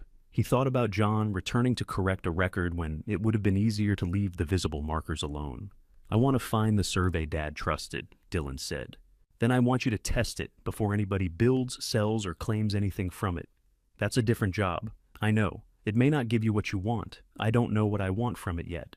That answer was more honest than the others. Back at the workshop, a tow truck had arrived from the electrical shop. Dylan signed the work order and watched the van climb onto the bed. The driver asked where to secure the rear chain. Dylan showed him a sound point on the frame and checked both hooks himself. Sophia stood beside the empty space in her workshop. "If the cabinet releases after the harness repair, we don't open it alone," she said. "Tammy and Marissa already demanded to be there. I mean, we document where every page sits before anyone moves it. And if CW2 is there, we make a working copy. The original stays protected until I test what it says." Dylan nodded. The van left the lot, carrying nearly all his savings, the job he'd turned down, and the only record that could explain what John had been protecting. Dylan followed it to the electrical shop, no longer trying to bring back a piece of his father's life, but to finish the question John had left in the ground. At the shop, Dylan stayed until the rear lights worked. The technician had planned to replace only the damaged sections, but the dashboard contained 3 old repairs wrapped in household electrical tape. One connection had been twisted together without a proper terminal. Another fed the cabinet through a fuse rated too high for the wire. "Who did this?" the technician asked. "Could have been Dad." "You don't have to defend him. I'm not. He hated electrical work." They pulled the harness onto a clean table. Dylan traced each branch against the diagram while the technician tested the connectors. Wherever John's cabinet system differed from the factory wiring, Dylan drew the change by hand. The work took 2 full days. Dylan missed another smaller repair call while he was there. He referred it to someone else instead of promising a time he couldn't keep. That felt different from losing the mining job. He had made the choice before anyone waited on him. The new tires arrived on the second afternoon. The fuel tank was drained, the lines were cleared, and the leaking windshield seal was replaced. A shop fan ran through the open doors to remove the smell of old gasoline. When everything was connected, Dylan sat behind the cracked steering wheel. The technician stood at the open hood. "Turn it once without starting." Dylan turned the key to accessory. The dashboard lights came on, the fuel gauge rose slowly. Behind him, the cabinet solenoid pulled with a strong metallic sound. Again, the technician called. Dylan switched it off and back on. The sound repeated without hesitation. He turned the key farther, the engine rolled twice, coughed, then stopped. The technician checked the fuel rail. Dylan tried again. This time, the engine started. Dust blew from the vents. The belt squealed for several seconds, then settled. The idle wandered before finding a rough rhythm. Dylan kept one hand on the wheel. John had taught him to drive in that seat on empty roads outside town. He'd told Dylan to listen to the engine, then spent the next hour talking over it. Sitting there now didn't feel like getting his father back. It felt like getting responsibility for something John had left unfinished. The technician lowered the hood, let it warm up, then check every circuit. Dylan tested the lights, heater, wipers, charging system, and cabinet interlock. Everything held. The engine temperature stayed steady. He paid the final invoice. The total cost of making the van operable, including the work at Sophia's shop, reached $18,000. Dylan signed the receipt and folded it into the vehicle file. There was no useful reason to look at his bank balance again. He drove the van out of the electrical shop under its own power. The steering pulled slightly to the right. The engine hesitated on the first hill. Every cabinet latch rattled over rough pavement. None of it stopped the van from moving through Ely, with its faded blue lettering visible on both sides. At Sophia's workshop, she came outside when she heard it. Dylan stopped in the gravel and set the parking brake. Sophia walked around the front, checked the tires, then looked through the open driver's window. "You've got an exhaust rattle." "Hello to you too. The left headlight is aimed at the moon. It runs. I can hear that." She opened the side door and switched on the interior lights. Both came on. Then she tested the cabinet circuit. The lock rail lifted hard against the bent frame. "Good," she said. "Good? We removed one unknown. Power isn't the problem now." Dylan backed the van into the workshop. He unloaded a steel frame he'd made at the electrical shop from scrap tubing. It fit around the cabinet without touching the drawer faces. Threaded rods pressed against the cabinet's reinforced corners. By measuring the frame at several points, they could move the bent section a fraction at a time. Sophia examined the welds. "You built this instead of sleeping." "I slept." "When?" "During the paint drying." "There's no paint. That's why it didn't take long." They photographed every cabinet edge before applying pressure. Sophia measured the diagonal distance from corner to corner and wrote each reading on tape attached to the workbench. Dylan tightened the first rod a quarter turn. The frame creaked. They waited. Nothing shifted inside the drawers. He tightened the opposite rod. Sophia measured again. "1/8 of an inch," she said. They continued slowly. Every adjustment changed the cabinet by less than the width of a pencil line. After the fourth adjustment, the visible twist at the top began to disappear. Dylan powered the interlock. The rail rose and stayed up. Neither of them touched the copper wash handle. Sophia leaned close to the cabinet and listened. "No contact? You're sure?" "Power it again." He did. The rail moved through its full travel without striking the frame. That was the practical result they needed. The wiring worked. The cabinet stood square. For the first time since they found the index card, nothing mechanical appeared to prevent the drawer from opening. Dylan reached toward the handle, then stopped. "I told Tammy we'd call before anything came out. You also need a camera running, and clean space for the maps." Sophia nodded. "We open one drawer at a time. We photograph the top sheet before moving it. If we find CW2, I copy it here and protect the original." "Who gets the copies?" "You. Tammy for the estate file. Me for field verification. Landon gets only what applies to his route, after we know whether he has a right to it." "And Marissa?" Sophia glanced at him. "That depends on what the record is." Dylan had spent years waiting for Marissa to decide when he belonged in family work. He wasn't going to reverse the pattern by excluding her simply because he now controlled the door. "She can be present," he said. "She doesn't handle the papers." "Agreed." They set up a folding table beneath clean lights. Sophia covered it with acid-free paper from her office. Dylan mounted his phone above the table and tested the camera angle. He photographed the cabinet, the key, the powered rail, and the unopened drawer. Then he placed a narrow strip of signed tape across the drawer edge. If anyone opened it before the scheduled inspection, the tape would tear. Sophia watched him initial the strip. "You don't trust your sister," she said. "I don't trust pressure." "That's a careful answer. It's the useful one." He called Tammy first. "The cabinet mechanism is repaired," he said. "Did you open it?" "No." "When will you?" "Tomorrow morning at 9, here at Sophia's workshop." "That's too soon. I need to check Mr. Bell's schedule. He doesn't need to be there. The van and contents were distributed. If this may affect the estate, I want an independent person present. Sophia is licensed, and we're recording the inspection. She worked for John. That's why she can identify his records." Tammy lowered her voice. "Dylan, slow down. Finding a card doesn't mean there's an asset." "I didn't say asset. Marissa has been saying it." "What has she been saying?" "That John may have kept survey work out of the yard records." "That's possible. That would complicate the sale and probate. Then we need to know." Tammy wanted more time, because time usually returned control to procedure. Dylan no longer needed procedure to approve the inspection. He only needed to preserve the record properly. 9 tomorrow, he said. I'll send the address and the steps we're following. I'm not agreeing that anything you find stays with you. We're not deciding that tomorrow. What are we deciding? What exists? Tammy accepted the time without accepting his terms. Marissa answered on the first ring. So it opens? She asked. The mechanism works. Have you looked? No. Why not? Because I want everyone to see where the record comes from. That sounds like something Sophia told you to say. It's what I decided. Marissa was quiet. Tammy will be there, Dylan continued. You can come. You don't remove anything. If it's a Stevenson survey record, it belongs with the business. You can make that argument after we identify it. The yard buyer wants an answer about the archive. What answer? Whether the field records are complete. They're not complete. Some are in the van because Dad left them there. He didn't leave them there. He neglected them there. Dylan looked at the restored cabinet frame. You offered $5,000 for that neglect. Marissa didn't respond.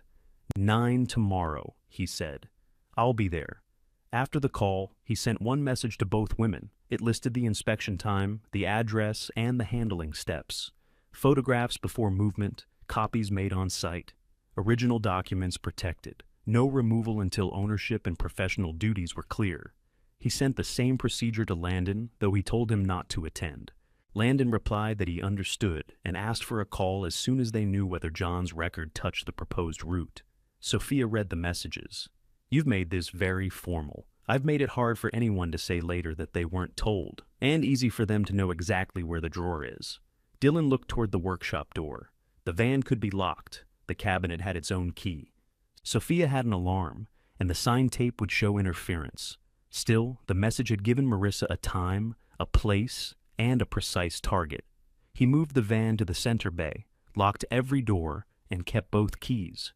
Sophia opened a drawer in her office and handed him a small alarm sensor. Attach that inside the side door, she said. It calls my phone if the door opens. You keep alarm sensors in your desk? I survey empty land for a living. People assume empty means unwatched. He installed it and tested the signal. Sophia's phone sounded immediately. Before they left, Dylan took the van for a short drive around the block. Sophia rode in the passenger seat with her survey bag at her feet. The brakes held at every stop. The charging light stayed off. Warm air came through the vents.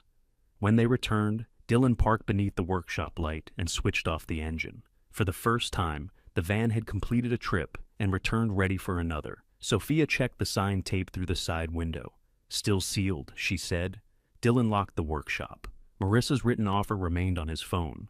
It no longer offered to save him from a broken vehicle. It offered to buy a running one, a repaired cabinet, and whatever waited behind the copper wash handle. He had secured the first clean chance to examine John's record. In doing it openly, he had also shown Marissa exactly what she would need to control before the drawer moved.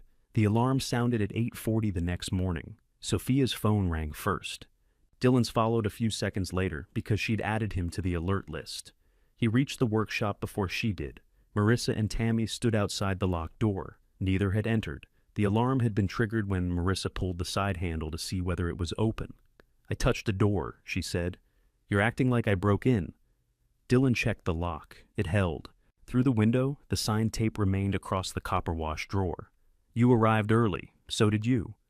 Because the alarm called me. Tammy looked tired. Can we go inside and lower our voices? Sophia arrived with her survey bag and unlocked the workshop.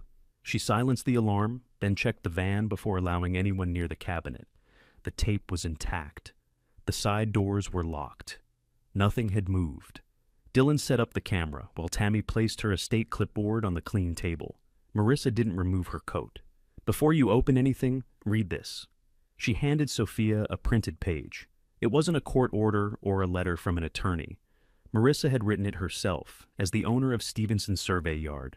It stated that she didn't consent to the copying, release, or professional use of any business record belonging to the yard. She had signed and dated it that morning. Sophia read it twice. You don't know that the drawer holds a business record, Dylan said. That's why it shouldn't be opened in her office. It's my van, and my father's survey archive. Our father. You know what I mean. Dylan looked at Tammy. Did you approve this? I didn't write it, that wasn't my question. Tammy placed both hands on her clipboard. I told Marissa that the estate needs a clear record of anything found. Then we photograph it. She wants the original kept with the business if it's a client file. She wants everything kept with property she's selling. Marissa took a second page from her bag. This is a custody agreement. If the drawer contains survey records, Sophia can examine them here. Afterward, the originals return to the yard archive. Dylan read it. The language didn't distinguish between a client file, John's personal record, public data, or anything connected to property outside the business. It simply gave Stevenson Survey Yard possession of every survey document they found. No, he said. Marissa turned to Sophia. Then you're helping him remove business records after being told they're disputed. Sophia set the notice on the table. I'm not removing anything. You're planning to copy it. If a field record affects an active boundary question, making a protected working copy can be proper.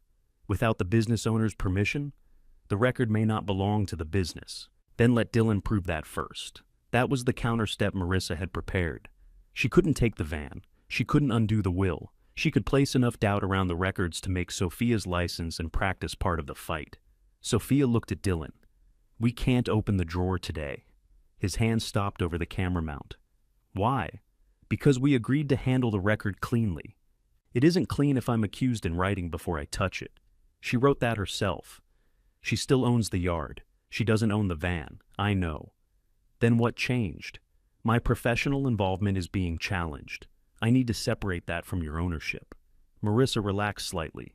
She hadn't expected Sophia to surrender, but delay was enough. Delay returned control to the person with the yard, the archive, and a buyer waiting. Dylan removed his phone from the mount. You called Landon too, he said. Marissa didn't answer. What did you tell him? That all requests for Stevenson survey records should come through the yard. His request came through you. You gave him my number. That was before I knew you planned to use one card to take over Dad's unfinished work. I'm trying to find the record he told Landon about. You're trying to become the person Dad trusted after he's no longer here to correct you. Tammy said her name quietly. Marissa's face changed, but she didn't take the words back. Dylan folded the tripod legs one at a time. For years, he had believed the worst part of losing the yard was that John had chosen Marissa to keep it. Marissa had believed something almost opposite. She thought Dylan's broken van had become a way to claim a trust John never clearly gave either of them. The difference didn't make her demand reasonable. It made the demand harder to dismiss as greed. Sophia moved the unsigned custody agreement away from the clean paper. What did Landon say? She asked. He said he'd wait for the estate to clarify who could release the records. His deadline keeps running. He knows that. Dylan looked at Tammy. You're the executor. Clarify it. I can confirm the van and its contents were distributed to you. Then do that. I can't decide whether a professional record belongs to the vehicle or the surveying business without knowing what it is. We can't know what it is without opening the drawer. That is the problem. Marissa reached into her bag again. I'll reimburse the full $18,000, she said. You sign over the van and contents. I'll place any field records in the yard archive, and Tammy can finish probate. The amount was written on a simple purchase form. Her earlier offer had been $5,000. Landon's interest and the repaired vehicle had raised it to the exact amount Dylan had spent. She wasn't offering him a gain. She was offering a way to escape without a visible loss. Sophia read his expression. You should think before answering, she said. Marissa mistook that for support. You get your savings back, she continued. The van stays connected to Dad's business. This stops becoming a family fight. It was a family fight when the van was worth $600, Dylan said. No, it wasn't. You made it one. Tammy looked down at the clipboard. Dylan didn't sign. What happens to the van after the yard sells? He asked. It goes with the business records. To whom? The buyer, if they want it. And if they don't? That's not the point. It is to me.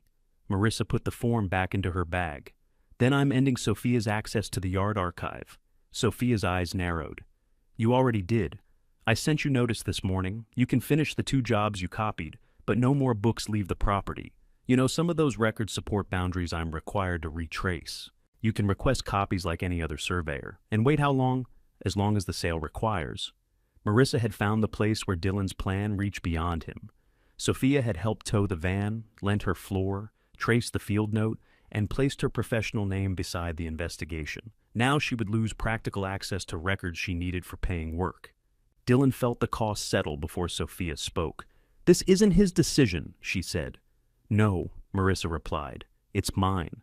"Then don't pretend it protects the archive.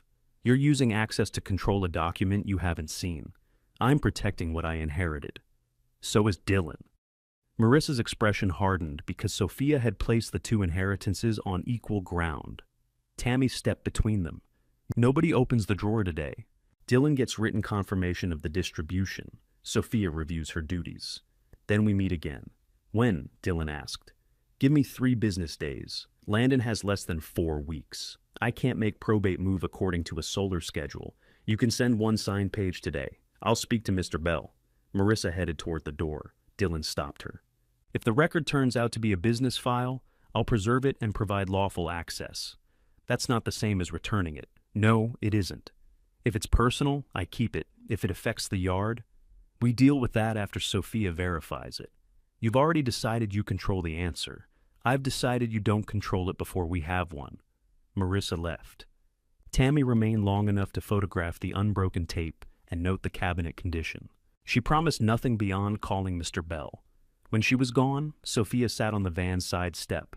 "I have a boundary job next month that depends on a John Field book I haven't copied." "I heard. I can rebuild the control, but it adds field days. I'll help." "You're not a licensed surveyor. I can drive, carry equipment, clear brush, repair anything that fails, and work under your direction. That doesn't replace the archive." "No." Sophia looked toward her office. Marissa's notice lay on the table beside the clean paper, prepared for a discovery that hadn't happened. "You exposed my practice," she said. "I did. You followed the process I told you to follow, and it still happened. I gave Marissa the target. She would have found one eventually. That doesn't remove what it costs you." "No." Dylan sat across from her on a low stool. "I can move the van," he said. "If you need distance from this, I'll rent a secure bay. That won't restore my access. It gets the dispute out of your workshop, and takes the one person who can identify John's notation away from the drawer. I'm not asking you to leave. You're offering me an exit because that's how you handle being useful. You carry the bad part and hope nobody sends you away." Dylan looked at the concrete floor. "What do you want?" he asked. "A clean roll.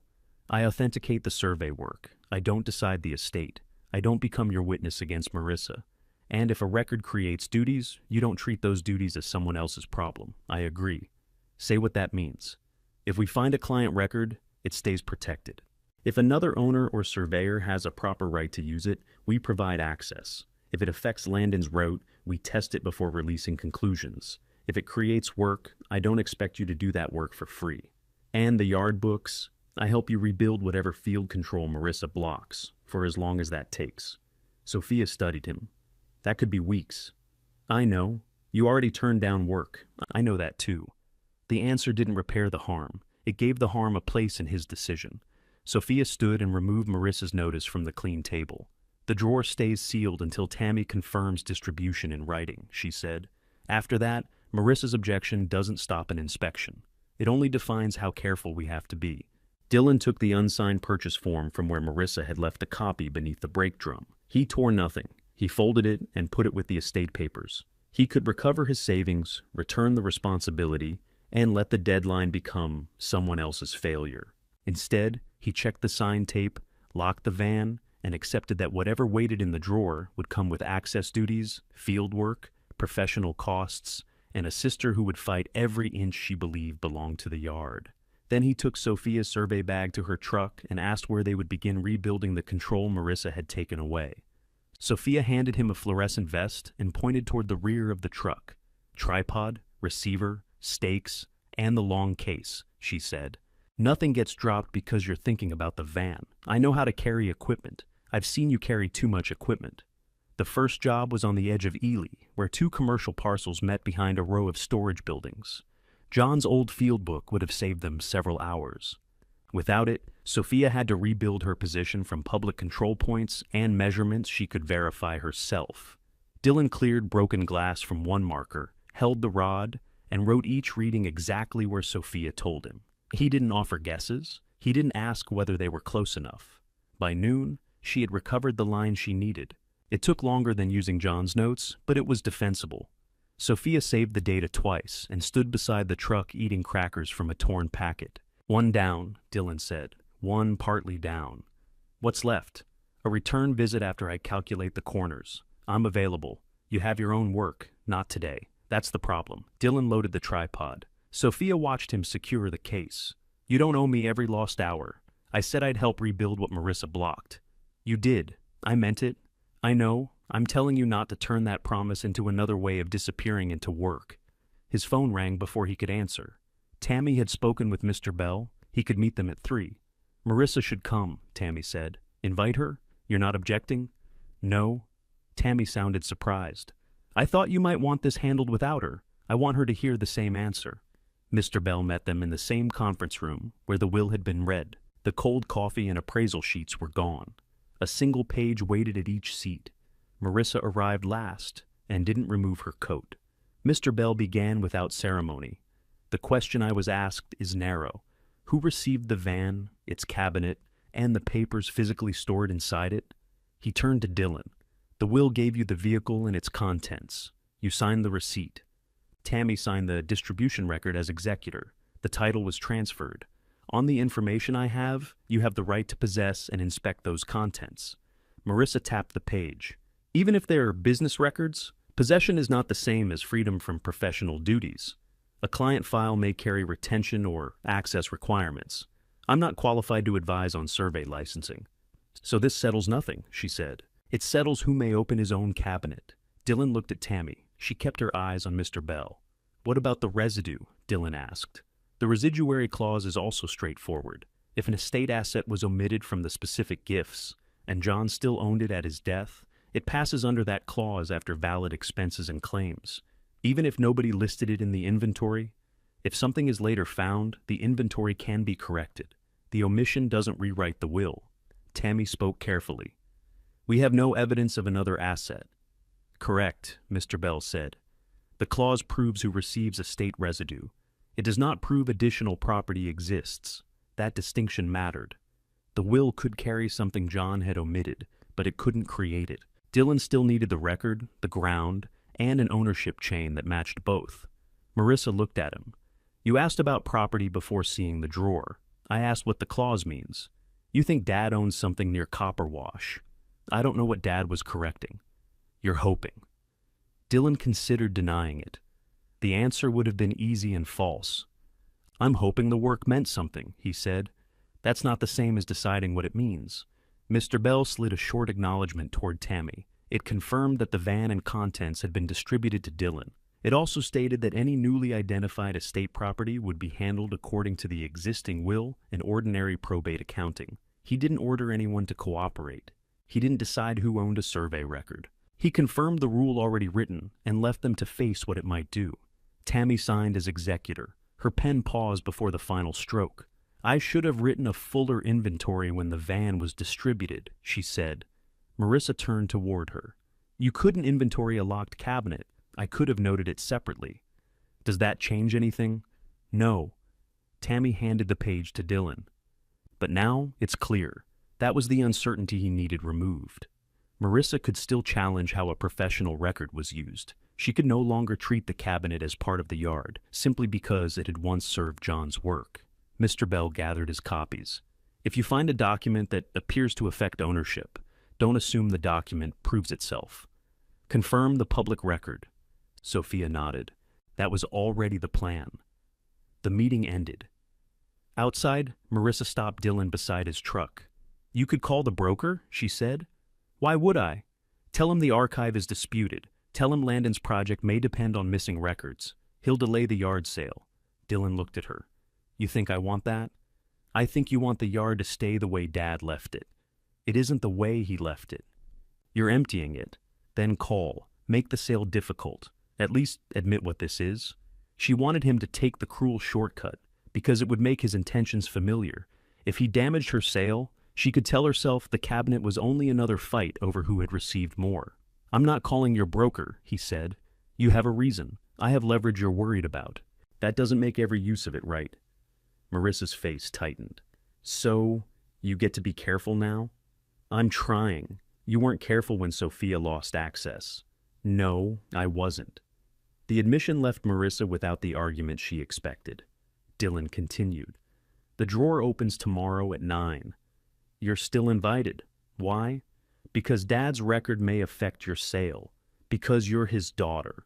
Because excluding you would feel good for 5 minutes and poison everything after. You assume there's an after. I'm leaving that choice open. Marissa stepped toward her car. If the map has nothing to do with property, the yard sale continues. I know. And if it does, we verify it before anybody makes demands. She opened the car door. You sound like him? It wasn't praise. She drove away before Dylan could decide whether to answer. At Sophia's workshop, they prepared for the inspection again. Dylan placed Mr. Bell's acknowledgement beside the distribution receipt and the van title. Those papers established custody, nothing more. Sophia arranged clean sleeves for large maps and tested the overhead camera. If the drawer contains ordinary client records, I'll identify the job type and stop, she said. We don't display names or private notes for no reason. If it contains CW2, we photograph it in place, then lift it onto the clean table. I inspect the signature, date, symbols, and field references. Can you authenticate it here? I can identify John's work and decide whether it's usable for field testing. Final confirmation requires the ground and the public ownership record. Dylan checked Landon's root copy. If it gives bearings, we take the equipment to copper wash. If it names a recording reference, we request a certified copy. We don't rely on a handwritten number. And if it shows nothing useful, we put it back and tell Landon we can't support his route from John's record. The answer carried the possibility that $18,000, lost work, and a damaged family relationship had led to a map with no present value. Dylan accepted that possibility more easily now. His job was no longer to force the record to reward him. Sophia opened the long equipment case and tested the receiver. She added a metal detector, digging tools, flagging, and 2 short probes. You're preparing for monuments, Dylan said. I'm preparing for whatever the field record tells us to look for. We don't know there are monuments. No, we know John was checking an original line.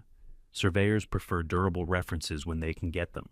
She called the county recorder's office. A certified document could usually be prepared the same day if they supplied the correct book and page. Without that reference, a broad search could take longer and might still miss records indexed under an unexpected description. Sophia wrote the request procedure beside the scanner. Then Dylan called Landon. We open the drawer tomorrow, he said. If the record applies to your route, Sophia will test it before giving you a conclusion. How soon can you reach the site? Landon asked. We're preparing to go directly from the workshop. I'll have access to the project gate ready. No construction work near the bend until she finishes. We're not building there yet. Keep it that way. Landon agreed. He also confirmed that 12 days remained before his team needed to commit to redesign. The formal deadline was longer, but the practical choice would come first. After the call, Dylan wrote the project contact and access instructions on the inspection sheet. Sophia watched him. If this record gives you control over Landon's route, you could refuse access and force the redesign. I know. Marissa might expect you to. She expects me to use it against her too. What will you do? I'll decide after we know what it protects and what using it requires. That was the only answer he could give honestly. The next morning, Tammy arrived with the estate acknowledgement clipped above a blank inventory page. Marissa came a few minutes later. She brought no purchase offer and no custody agreement. Sophia started the overhead camera. She stated the date, the location, and the names of the people present. Then she showed the unbroken tape across the drawer. Dylan unlocked the side door. He turned the ignition to accessory and set the parking brake. The cabinet rail lifted cleanly. He removed the signed tape, placed it on the inspection sheet, and wrapped his fingers around the copper wash drawer handle. Before you pull that, Marissa said, put my objection on the recording. Dylan kept his hand on the handle. Sophia looked toward the camera. State it clearly. Marissa faced the clean table. I believe anything in that drawer is part of Stevenson Survey Yard's business archive. Dad owned no unlisted property near Copper Wash, and the residue in the will has nothing to do with these files. Tammy shifted beside her. You can't state the last part as fact. I just did. Dylan waited until Sophia noted the time. Then he pulled. The drawer moved slowly at first. Dust along the runners made a dry scraping sound. Dylan supported the center with his other hand and brought it fully open. A large county map lay on top, beneath a sheet of cloudy protective paper. Sophia photographed it in place. Visible marking reads, CW-1, she said. Marissa let out a breath. That's the map we already knew about. No one moves it yet, Sophia replied. She checked the edges, then lifted the protective sheet. The map showed Copperwash Road, nearby parcel lines, and the general county information she had viewed on her tablet. It contained no detailed correction at Landon's turn. Sophia and Dylan moved it together onto the clean table. A second sheet lay beneath it. It was drawn on heavier field paper and secured inside a narrow cover. CW2 appeared in John's handwriting at the upper right. The same diagonal correction mark crossed the corner. Nobody spoke. Sophia photographed the second map where it rested. Dylan saw his father's signature along the lower edge and a date from 2016. He also saw lines, bearings, notes, and a narrow outline parcel beside the wash. He didn't yet understand what they proved. The drawer held a second map, Tammy said quietly. Marissa stepped closer. Sophia raised one hand. Please stay behind the table. What does it show? Dylan asked. I need to examine it. They lifted the map by its cover and laid it beneath the overhead camera. Sophia read from left to right without offering a conclusion. John had marked 2 buried survey monuments. Bearings ran between them and defined a separate strip containing 2.4 acres. The strip followed the useful part of Landon's proposed access route. Near the bottom, John had written a book and page reference beside the words, recorded purchase. Dylan read the owner's name twice, John Stevenson. That can't be right, Marissa said. Sophia pointed to the date and signature. This is a signed field map. It appears to be John's work. I'm not authenticating the boundary until I test the monuments. He never told us he bought land there, Marissa said. Tammy had gone pale. She reached toward the correction mark, then stopped before touching the cover. I've seen that mark, she said. You said you hadn't, Dylan replied. Not on the index card, not where I understood it. Where did you see it? Tammy looked at the map again. John asked me to drive him to Copperwash in 2024. He didn't want to take his own truck over the rough road. Why didn't you tell us? Marissa asked. I didn't know this was what he checked. What did he do there? Sophia asked. He carried a detector and a short shovel. He made me hold a field book while he checked 2 places in the ground. When he finished, he drew that mark at the top of the page. Did you see the page? Only the corner. He closed the book when the wind picked up. Did he say what he found? He said, both are still there. I thought he meant old survey points for a client. Sophia looked at the 2 monument symbols on CW2. That supports the field history, she said. It doesn't replace testing. Marissa shook her head. Tammy remembering a drive doesn't make Dad the owner. No, Dylan said. The recorded document does, if the reference is accurate. Sophia made a working copy while the original remained beneath the camera. Tammy logged each page. CW1 went into one sleeve. CW2 went into another, with no folds added and nothing erased or marked. The county recorder's office prepared the certified packet that afternoon. Dylan, Sophia, Tammy, and Marissa waited in the public records area while a clerk retrieved the document by book and page. The clerk returned with a stamped copy and placed it on the counter. The recorded deed showed that John had purchased the 2.4-acre strip in 2016. He held it in his own name. No later transfer appeared in the certified title packet. Marissa turned through the pages. Could this have been sold without showing here? Not if the transfer was recorded, Sophia said. What if Dad intended it to go with the yard? Intent isn't a transfer, Tammy said. Her voice had changed. She was no longer trying to keep the estate simple by pushing the records into familiar categories. The certified packet had made simplicity impossible.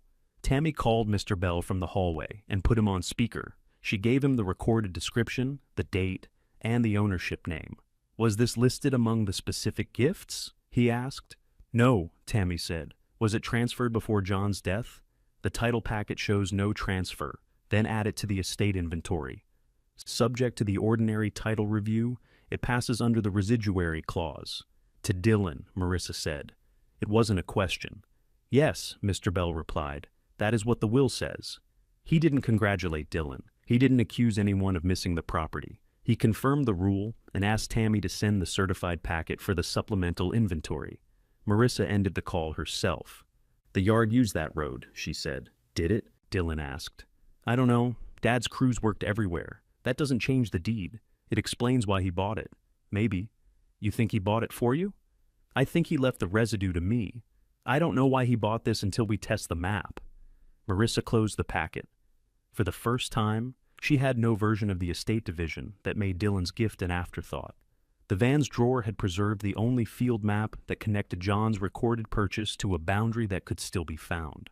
The next morning, they met at Copper Wash. Sophia carried the working copy of CW2 inside a weatherproof sleeve. The original remained locked in her file cabinet under a custody receipt signed by Dylan and Tammy. Landon waited near the project gate. He had brought the preferred route plan and 2 marked stakes, but he kept them in his truck until Sophia gave permission. She began from a control point outside the disputed area. Dylan held the rod while she established the first bearing shown on John's map. The line led toward the low rise where John had walked with Landon. Sophia swept the metal detector across the ground. It sounded once over a piece of rusted wire. Dylan removed it. The second signal was narrow and steady. "Dig carefully," she said. He cut a shallow square in the packed soil. Several inches down, the shovel touched metal. Dylan switched to a hand tool and cleared the dirt. A capped survey monument stood upright beneath the surface. Its markings matched John's description on CW2. Tammy crouched at the edge of the hole. "This is one of the places," she said. "He made me stand back because I kept dropping dirt into it." Sophia recorded the position, condition, and cap markings. Then she followed John's bearing toward the wash. The second point lay near the edge of the existing track, buried beneath gravel carried by runoff. The detector found it after 3 passes. Dylan uncovered the cap without moving it. Sophia measured between the 2 monuments, checked the bearings, and compared them with John's field map. She repeated the observations from a second setup. Landon waited without asking for an early answer. At last, Sophia returned to the road. "The 2 monuments match the map," she said. "The measured bearings support John's corrected boundary. The proposed service route crosses the 2.4-acre strip shown in the recorded deed." "Is the route usable?" Landon asked. "Yes, if the owner grants access and the project maintains the conditions required for safe passage." Landon looked at Dylan. "That owner is you once the estate inventory is corrected." Tammy opened her folder. "The supplemental inventory is prepared. The title packet and will leave 1 distribution result." Marissa stood beside her car with her hands in her coat pockets. "The yard was specifically given to me," she said. "This strip was bought while Dad ran the business." Tammy answered before Dylan could. "The deed names John personally. The will names the yard property separately. The strip wasn't included in that gift. You missed it." "Yes," Tammy said, "I did. And that means Dylan gets it?" "It means John's residuary gift controls it." Marissa looked toward the uncovered monument. "He didn't even know it existed." "No," Dylan said. "I didn't. That's supposed to make this better?" "It makes it true." Landon removed a folder from his truck. "Our company has reviewed the corrected route and the title packet. We're prepared to offer $480,000 for a permanent access easement across the strip." Nobody laughed or spoke. The numbers settled into the wind and the dry sound of brush against gravel. Landon continued. "This is not a purchase of the land. Dylan keeps ownership. The easement requires the owner to maintain drainage performance, keep emergency passage available, and coordinate closures with the project and local responders. We fund the initial road and drainage improvements. Long-term duties remain with the land." Marissa looked at Dylan as if waiting for triumph. He felt none. $480,000 removed the immediate danger created by the van repair and lost work. It also attached him to a road, a wash, emergency access, maintenance decisions, and a company that would use the route for years. "What happens to the existing users?" he asked. "Proper passage remains," Landon said. "The agreement can state that clearly." "And storm damage?" "We repair construction damage. Routine drainage and later maintenance follow the allocation in the easement." Sophia reviews the route description. She should. Tammy gets a copy for probate. Of course. Landon held out the written offer. Dylan took it, but he didn't sign. Marissa's certainty had rested on the belief that the van contained leftovers and the residue contained nothing. Both beliefs were gone now. The second map, the matching monuments, the recorded deed, and the will all pointed to one result. Dylan owned the strip. He closed Landon's folder. "I'll consider the easement," he said. "But the drainage and emergency passage aren't fine print. We settle those before your deadline, or there's no route." Landon nodded. "That's reasonable," he said. "I'll have the language revised. I want the route staked from Sophia's measurements, not the old visible track. We can do that. And no work begins until the easement is recorded." "Agreed." Marissa turned away from the group and walked to her car. Tammy called after her, but she didn't stop. Dylan watched her leave. Tammy closed the supplemental inventory folder. "I'll speak to her. Not for me. She shouldn't drive away like this. She can leave." Tammy studied him, perhaps hearing that he meant more than the field meeting. "I'll send the correction to Mr. Bell today," she said. "And the archive? What about it? No records move with the yard sale until they're cataloged." Tammy nodded. "That's fair. It's not a favor. You're the executor." "I know." 2 days later, Landon returned with the revised agreement. They met at Sophia's office. The easement description followed the bearings she'd tested, and the route stayed within the strip. The company would rebuild the wash crossing, install proper drainage, and repair construction damage. Dylan would keep the crossing clear afterward and guarantee emergency passage. Sophia read the description against CW2, while Dylan worked through the ordinary language with Landon. "If a storm damages the new crossing during construction," Dylan asked. "We repair it," Landon said. "After construction, routine maintenance becomes yours. Damage caused by our equipment remains ours. And if emergency crews need the road while you're moving materials, they have priority. Put that in the operating section, too." Landon made a note. The offer remained $480,000. It sounded enormous until Dylan sat with the practical numbers. Taxes would take a share. Legal and recording costs needed paying. Long-term drainage work required a reserve. The road could fail in a season of heavy runoff, whether the solar project earned money or not. Landon didn't pretend otherwise. "You can reject it," he said. "We still have time to use the alternate route. Would you?" "If the duties don't work for you, yes." Dylan looked toward Sophia. "The map gives him the right to decide," she said. "It doesn't tell him which decision is responsible. He accepted the easement after the final changes were made." At the signing, Landon placed the company's copy beside Dylan's. Tammy attended because the strip had to pass through the corrected estate inventory before the easement could be recorded. No crowd watched. No one applauded. Dylan signed his name beneath the maintenance section. Landon signed for the company. Tammy witnessed the estate transfer documents. When the funds arrived, Dylan first paid the remaining van bills. He set aside the estimated taxes and placed a separate amount in an account used only for drainage and emergency access. The money that remained gave him choices. It didn't remove the work attached to them. Landon's crew began by clearing the blocked pipe near the bend. Dylan stood beside the road while they lifted out packed dirt, roots, and rusted metal. Sophia checked the staked route before any grading moved beyond the existing track. At noon, Landon joined Dylan near the first monument. "You could have asked for more," he said. "I could have refused." "Yes."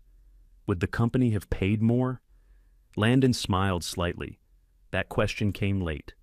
"I wasn't asking for negotiation. No. We believed the offer was fair because the route saves us enough to support it. Your conditions also make the road more reliable."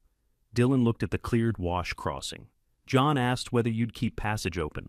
He did. Now it's written. That's why written agreements exist." Landon went back to his crew. Their relationship would never become family, and it didn't need to. He had needed access. Dylan had needed the route treated as more than a line on a project plan. Both now had a reason to hold the other to the same page. Tammy came to Sophia's office that afternoon, carrying 3 archive boxes from the yard. "I made an index," she said. Sophia opened the first box. Each field book had a numbered slip beneath it.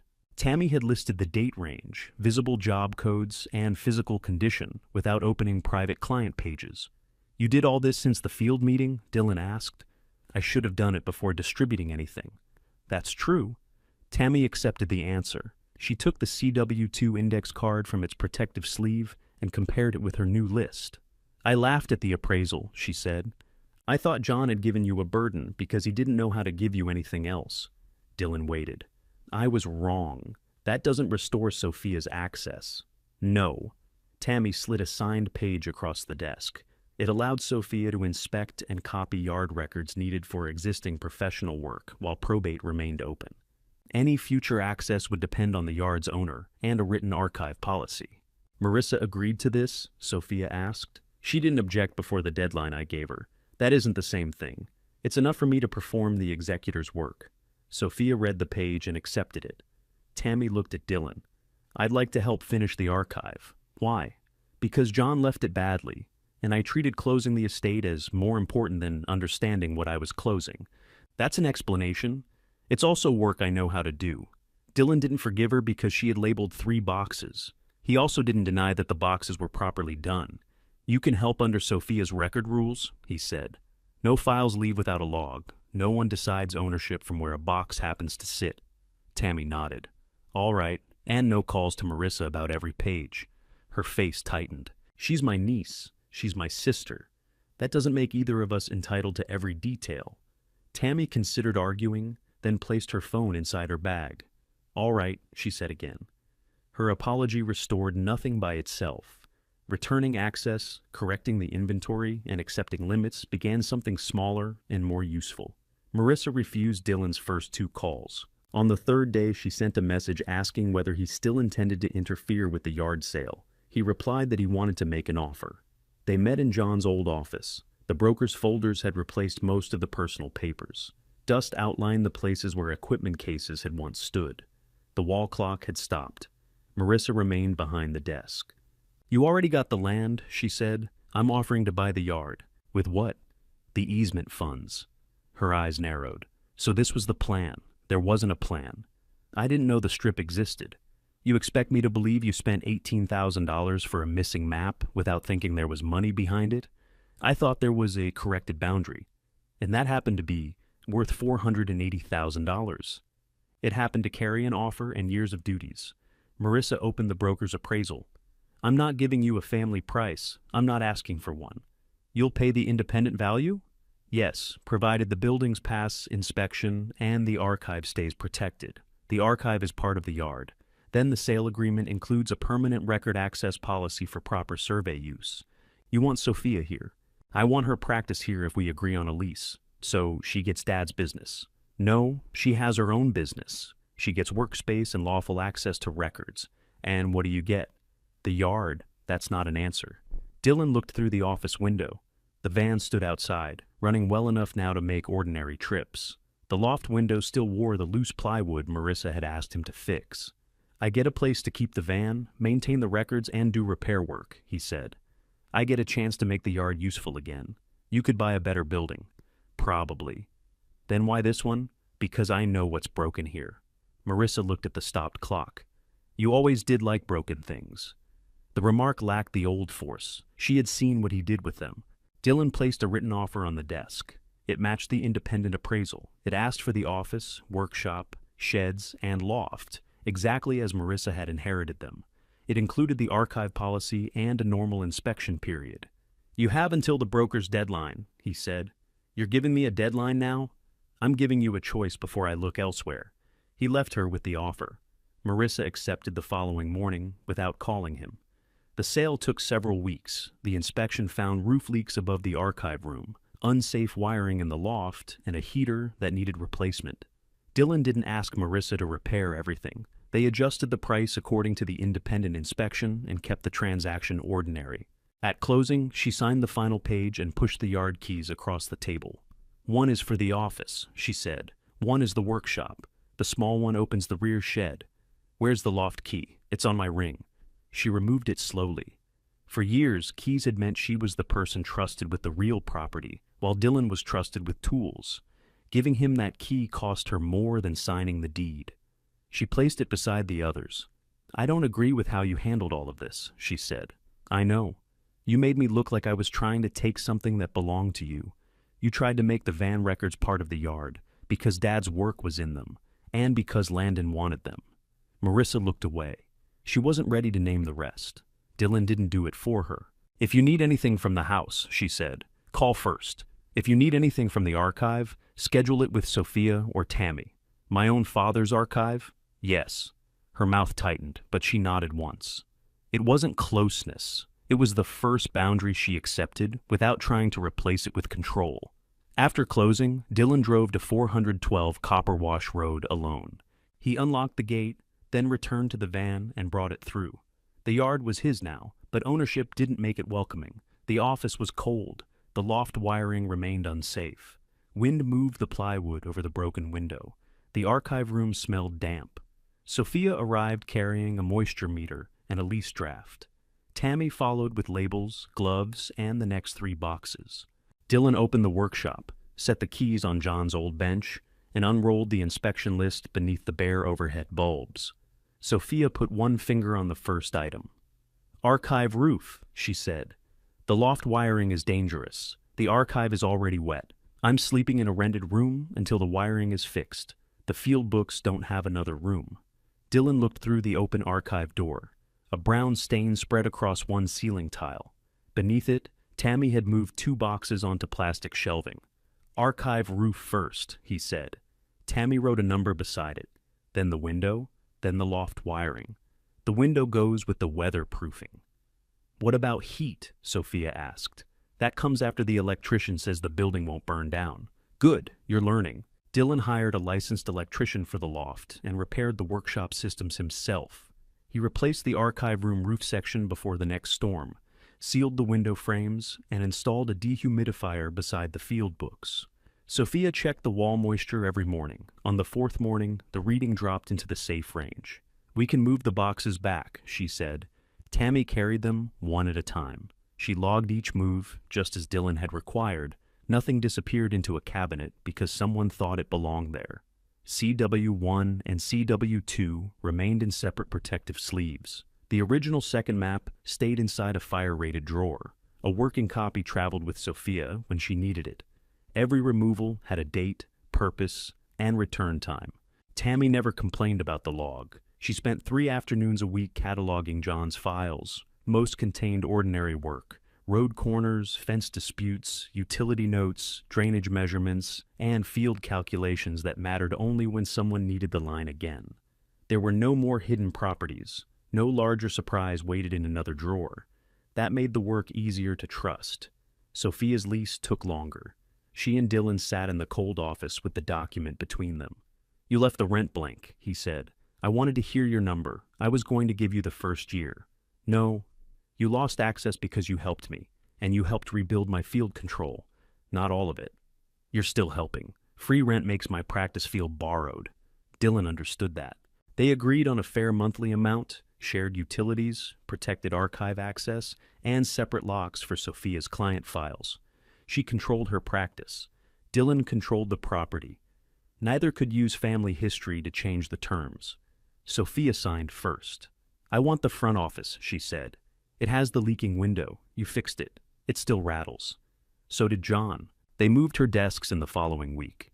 The workshop became Dylan's repair space and the base for the van. He rebuilt the map cabinet runners, replaced the worn door seals, and added a mobile scanning table that folded against the wall. He didn't call himself a surveyor.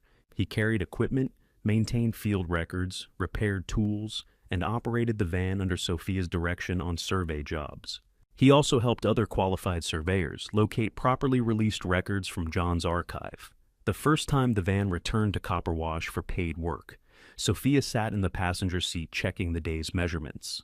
"The headlight is still high," she said. "I adjusted it. You adjusted it higher. The road slopes. The road is not responsible for your headlight." Dylan parked near the improved crossing. Landon's crew had finished the drainage channel and reinforced the road surface. The visible track now followed the recorded easement route instead of drifting across the wash. Sophia checked both monuments. They remained undisturbed beneath protective covers. Dylan cleared windblown brush from the culvert and entered the work in the maintenance log. The easement account paid for materials, not his attention. That part remained his responsibility. The first real test came during an autumn storm. Rain fell hard against the loft windows through most of the night. At dawn, Landon called. "Water's moving across the lower crossing," he said. "The culvert is flowing, but brush is collecting at the upstream guard. Is the road open? For now, I'm coming.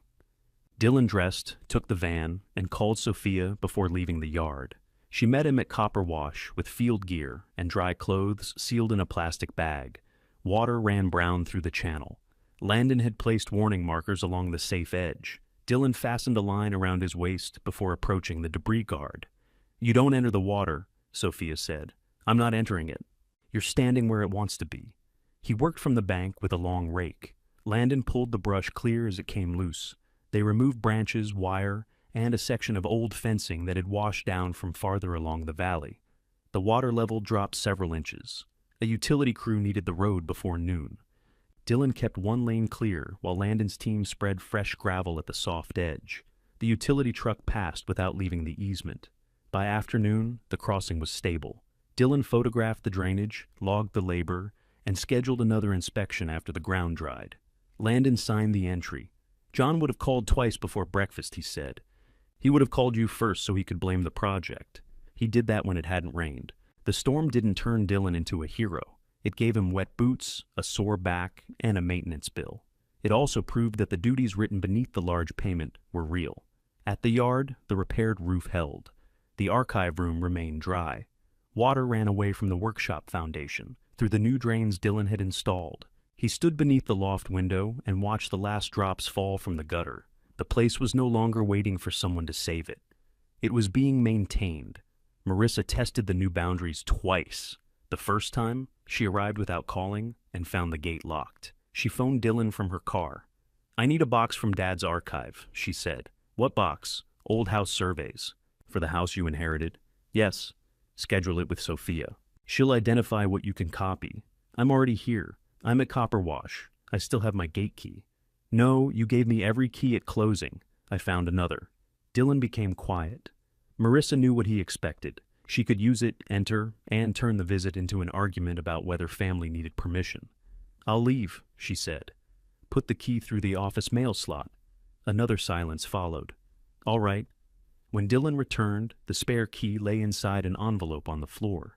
Marissa had written her name across the front. She called 2 days later and requested an archive appointment. Sophia met her at the office. Tammy found the correct house survey and entered it in the access log. Marissa made a copy while the original stayed on the clean table. Before leaving, she looked through the workshop window at the restored van. "You kept the old lettering," she said. "It's part of the paint. You could make it look new. It isn't new." She nodded. The second test came when Marissa found 3 boxes of John's field papers in a closet at the house. Months earlier, she might have treated them as part of what she inherited or dropped them at the yard without explanation. This time, she called. "I found records," she said. "Can Tammy check them before I move anything?" "Yes, I can bring them Saturday. 10 in the morning, I'll be there." She arrived at 10 with every box still sealed as she had found it. Tammy opened them in the archive room, while Sophia checked the contents. Most were duplicate invoices and public map copies. One box held field books that completed gaps in the yard index. Nothing changed the Copper Wash ownership. Nothing offered Marissa a reason to reclaim the van. She helped place the books on the numbered shelves. "I should have checked that closet before the sale," she said. "Yes," Dylan replied. "You don't have to agree so quickly. You don't have to make every fact an argument," she almost answered. Then she picked up the next box. Their relationship didn't return to what it had been, because what they'd had depended on Dylan accepting the role she assigned him. They began something narrower. Marissa called before visiting. Dylan answered when he could. They met for supper at the loft once a month, with Tammy and Sophia usually present. If Marissa pushed past a boundary, Dylan ended the discussion without ending every future one. Tammy also had limits. She could work in the archive, but she didn't control it. She could remember John without using his memory as an instruction for everyone else.